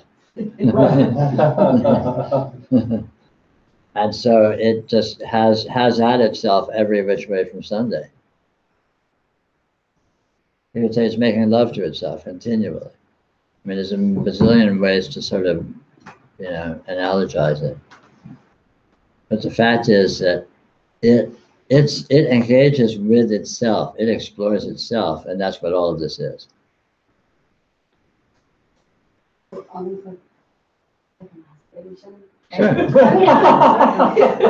mean, I just feel like that's what came up in my mind. Like it just feels like Sure. it's so in love with itself. Absolutely. Yeah. Because there's nothing else for it to be interested in. There's nothing else exists. So naturally, if it has any curiosity or motivation or engagement, what's it going to engage with? Itself, because that's what there is. And it looks at itself and it goes, wow, this is really cool. This is amazing. Look at this. Jesus, this is so fucking trippy. And bang, it's off and running. And hence all this. This is what the off and running looks like.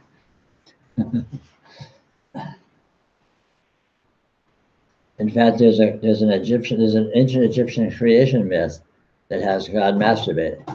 God masturbates, and then that creates the universe.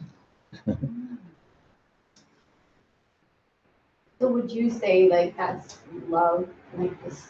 Of course, it is love. That's what love is. That's all love is. Loving itself is love. Love itself is love. It's the only love there is. When you feel love for someone, what are you loving? You're loving this present energy, this present experiential energy that shows up as you and shows up as them. And what is that really? What's that made of? It's made of this radiant presence. So the love that's there is the radiant presence loving itself, even if it looks like you loving someone else.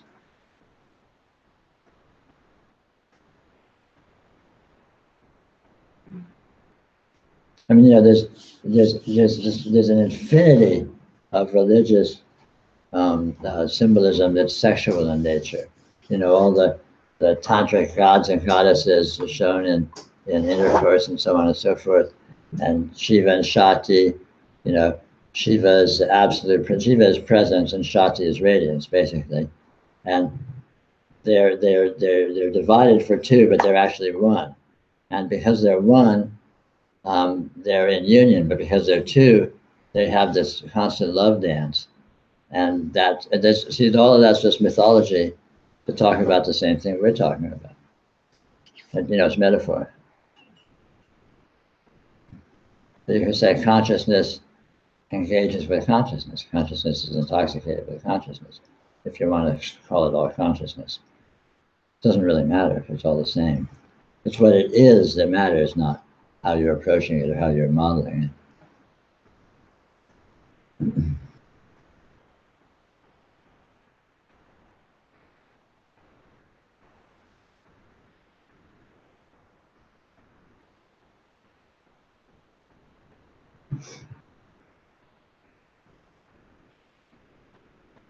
I mean, all engagement is between the radiance and itself. So you're engaged with your world. So you're seeing your experience, and that's seeing. What's doing the seeing? What's that made of? That's radiant presence. What's being seen? What's that made of? That's radiant presence. So all of your involvement with your world, all of your engagement with it and moving through it and dancing with it, however you want to call it, is this engaging with itself. Or you could say you engaging with you, because what you really are is this. When you feel your own being, you feel I am. I'm real. This is undeniable. I am what if you look very closely at what you're referring to this presence, this radiant presence. And all the qualities just come with all the apparitions of bodies and senses and phenomena and engagements and so on and so forth.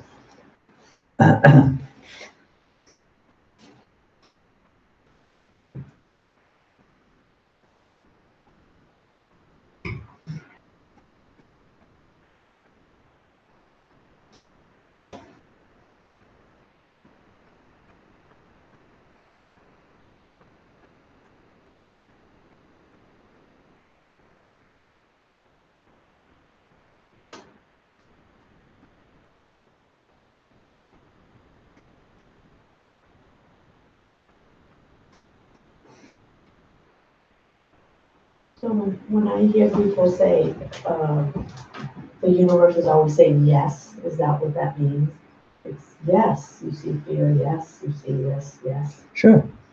And when people say the universe is always saying no, they're talking about the same thing. God is into tough love. God likes it rough sometimes.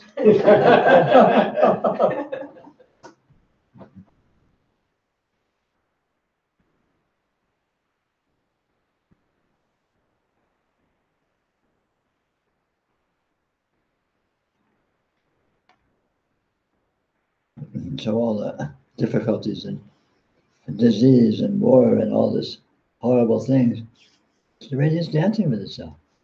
But the radiance has a very, very broad palette of preferences. It likes it any way it can get it. Same way we watch horror movies. Sure, yeah.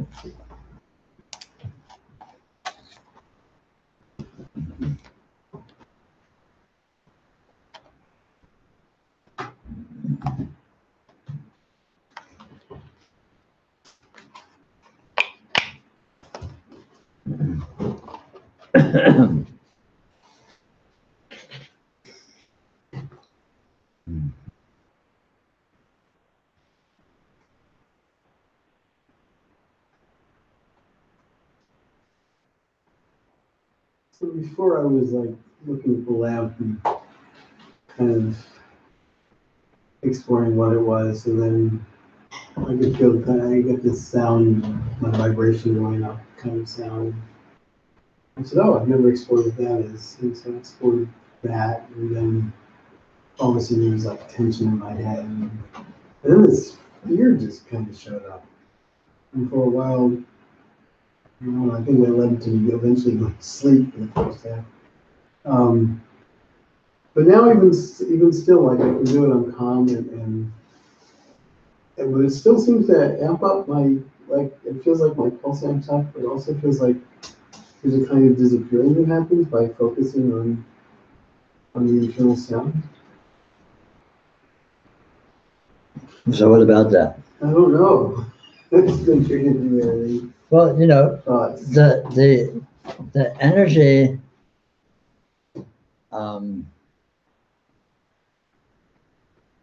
presents with an infinite range of called flavors or energy flavors, and it's all associational, or it's all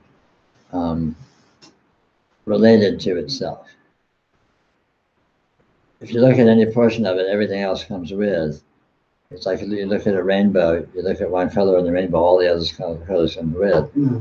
And so when you look into anything, you know, like I was talking about the sort of layers of the onion and stuff, when you look into anything, you sort of start following these energy associations that lead to other energy flavors that, you know, inconceivably, or who knows why, are somehow linked or referenced or somehow resonating with this, and you go on this energy journey that leads from one thing to another to another. But it has no meaning or importance except as the energy itself, and as becoming more familiar with the different possible modes that the energy can present in. It does seem like the focusing on the internal sound and playing with what that is does seem to create kind of a dissociation with being the person. Sure. You know, and take it further. Look and see what that is. You know, I mean, it's all, when you look, you'll arrive somewhere else. And then the next step is, well, look at where this somewhere else is. And of course, then you'll have just arrived somewhere else yet again, right, and so on and so forth forever. You know, it's not like you see something and you find out what it really is.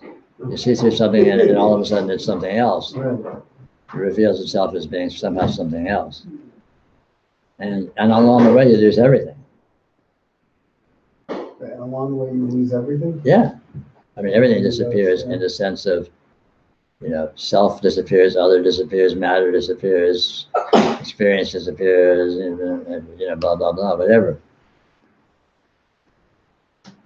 But it never stops. You never get to the end of the line. You never actually lose anything. No, you never lose anything because you don't gain anything. You never had anything. It's just different. It's different unfoldings of unresolvability.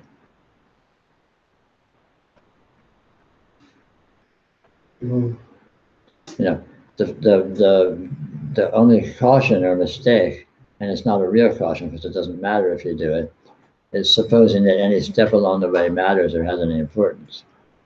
You're like, oh, I went through this and I got to that, and it was really whatever, fill in the blank. It was really important, or it was really scary, or it was really powerful, or it was really valuable. It was like, no, it's just another flavor. Go through that. Okay, go through that, and go through that. And you'll just be on an endless association of weirdness. And none of it has any, you know, there's no specialness. None of it has any more or less importance than anything else. But the range of flavors that can seem to present it is literally infinite, which can include astounding intensities and astounding blasenesses. That's a new word. Blaseness. Blaseness.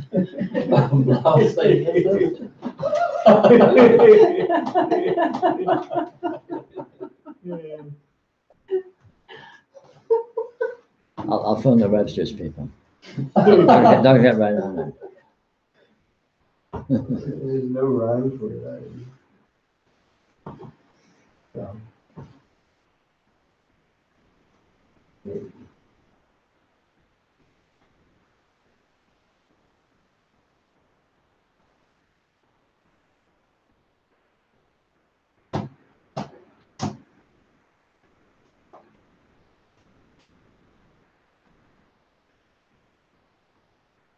So the point of going on one of these associational explorations is not to get anywhere, it's to leave wherever you thought you were.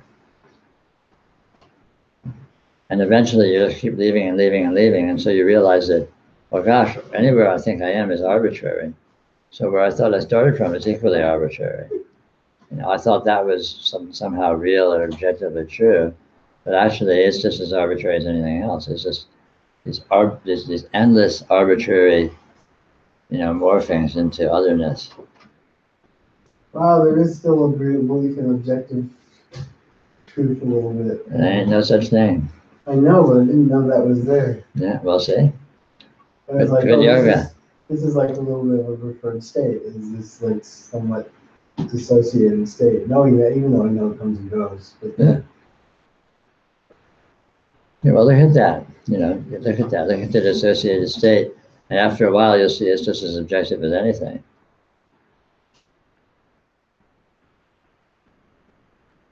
It's like you're in this waking state, and it's annoying, and so it feels so good when you go to sleep. And you go to sleep and you start dreaming, and all of a sudden you're in some other state that starts being annoying in the dream. And then you wake up and that feels so good. But then you're back here, and then after a while that starts to be annoying, and so you look forward to going to sleep. they're all annoying. They're all annoying if you hold them to be something. Yeah. If you see them as endless slipperiness, then they aren't anything, and they're just an infinite palette of flavors. It's like walking into the world's biggest kitchen and smelling all the spices. You know, it's just endless weirdness, endless weird lusciousness. And as you experience a more and more of a broader range of these flavors, your palate gets broadened and you begin to appreciate subtle textures or overt gross textures that you might have found unpleasant or painful or horrifying previously. Because you come to see that, oh, these are just flavors of the energy. The energy can seem to be like that. And then you begin to appreciate the lusciousness of it. It's like you feed a little kid some food they're not familiar with, and they go, ew, that's horrible. You know, but then they broaden their palate and become familiar with a more broader range of flavors, and they realize, no, it's not horrible, it's just different. And all the flavors of the radiance are just different. There's no such thing as horrible. But there's an infinite range of difference.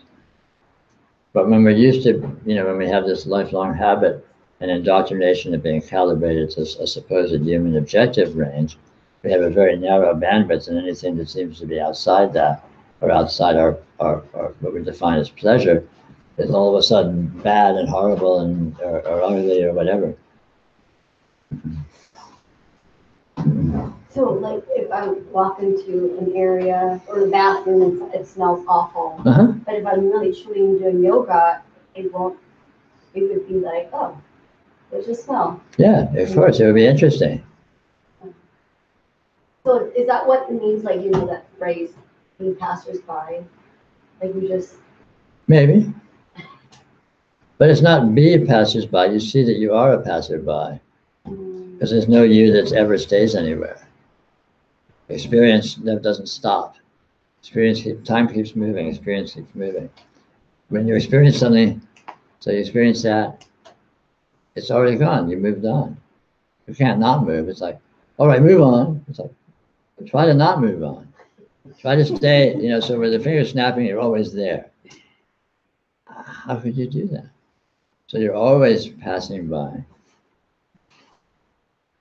So, you know, like all these kinds of platitudes, they may have some substance to them, but they're ultimate, just absurd simplicities.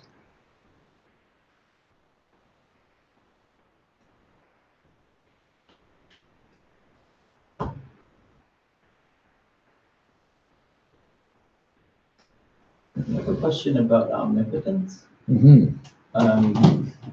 This this does whatever it wants apparently, but it also seems to disagree with itself. Yes, it has omnipotent power to disagree with itself.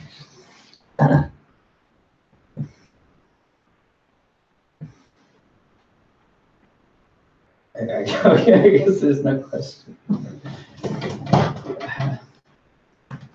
In fact, I could say it never agrees with itself.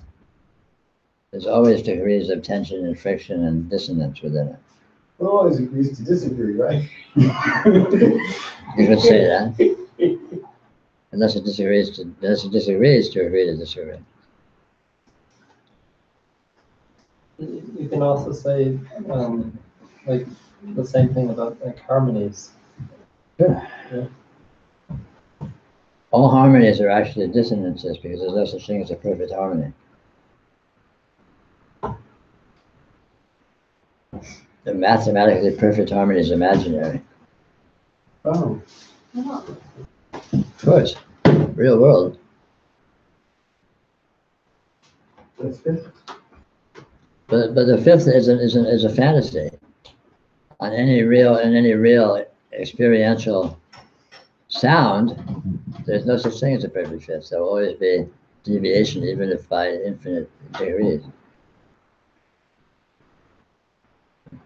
as well as a continual variation, even if by infinite degrees. So it's continually unstable.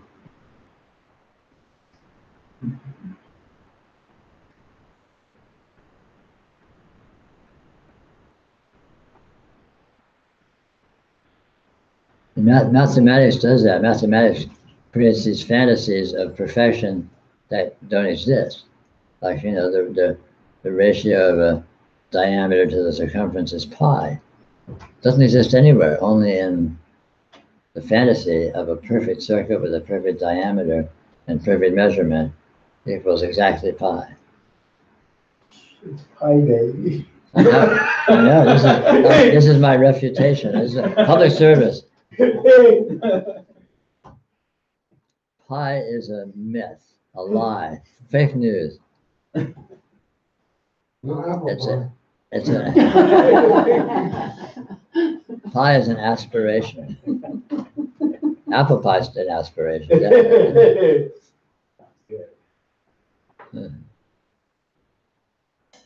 So like music, like if I like a certain piece of music and it seems like there's harmony and everything Sure. sounds great. Yeah. And then there's this other song that's all jumbled experimental music, you know, improv. Sure. You're saying they're both the same. Well, no, they're both different, but there's no better or worse. The better or worse is supplied by your preferences.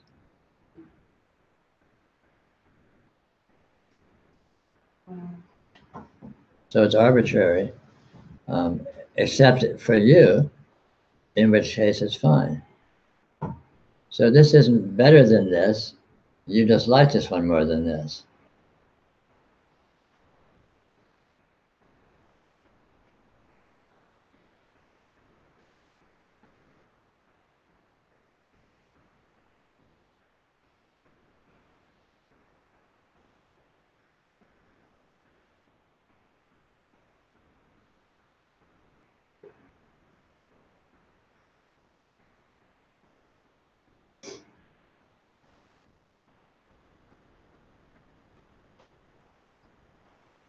Any good chat, Pam?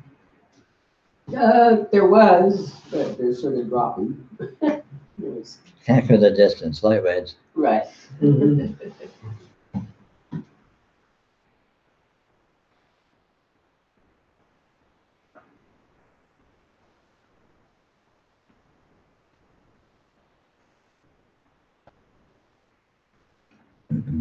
With the omnipotence thing,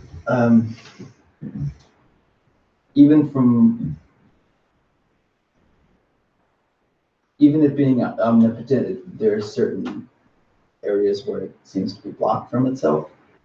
No. That it seems that way is just an aspect of a manifestation of its omnipotence. It omnipotently makes it that way.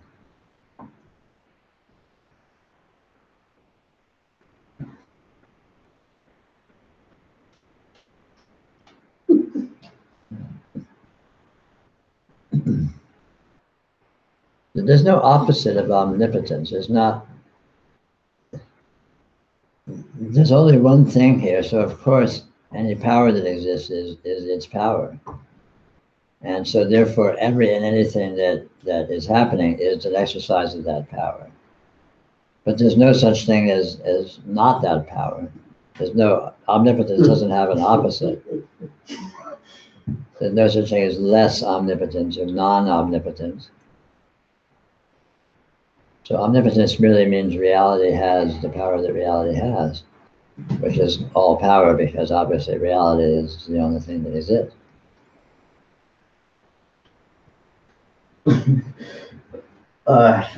One particular, that was clear that I was omnipotent, but I tried to incarnate as someone else, and it wouldn't let me, and it was.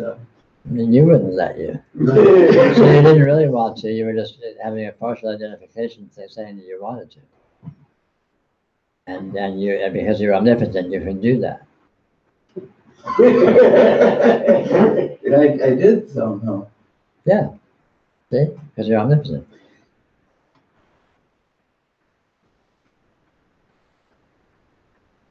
King Charles the First. God Charles the First. Me God too. Charles the Yeah, but that's your problem. This is all about him. Just don't think you're special. That's Yeah, right. yeah. I'm the solely existent God, but so what? You're also the solely existent God. So are you. So is this discarded canister.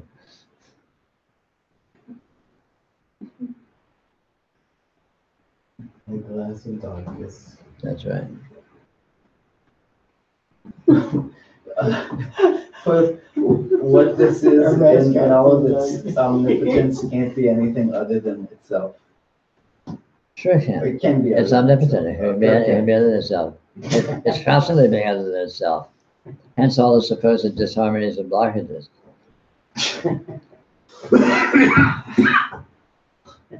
But that's still the opposite. Yes, it is, paradoxically. Again, you try and describe it and you're fucked.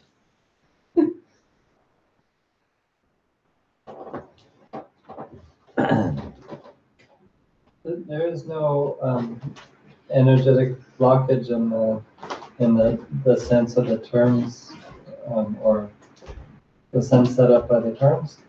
The sense of what? Set up by the terms of What terms? Understanding or something. I don't understand what you're saying. Okay, so just simply that there's no energetic blockage that's real. There's no anything that's real. Blockages aren't real and non-blockages aren't real.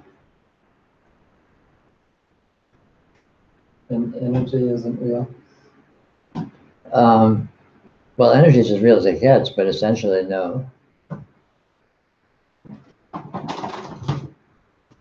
You see, if you reduce everything down to one thing, so everything is radiant presence.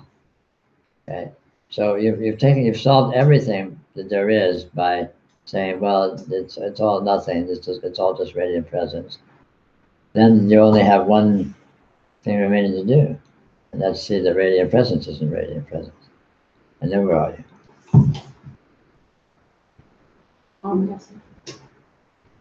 Oh, what? There's, I'll give you a hint, there's no answer to that.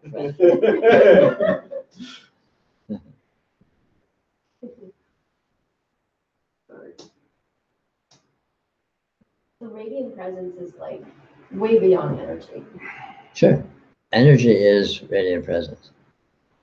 And you can describe, you see, when we talk here about these various different aspects and different, more subtle, seeming layers of things. I put it in various ways that seem to be useful and evocative, but they aren't true. So I can say, there's nothing here, everything is really subtle energy. I can say that. And so that right there is a potentially useful assertion. It's useful because it takes many seeming disparate things that have very little to do with each other and collapses them down to one thing that is it itself. And so then again, so you reduce a very complex problem to a simple problem, and then you solve the simple problem, which in this case is, okay, so everything is subtle energy. You've taken care of everything, but now you have the subtle energy here. And now you ask the question, yeah, but what's subtle energy? And if you look, if you think you found subtle energy, that's great. Look at what you think you found and see if you can actually find it and pin it down. And it will disappear too.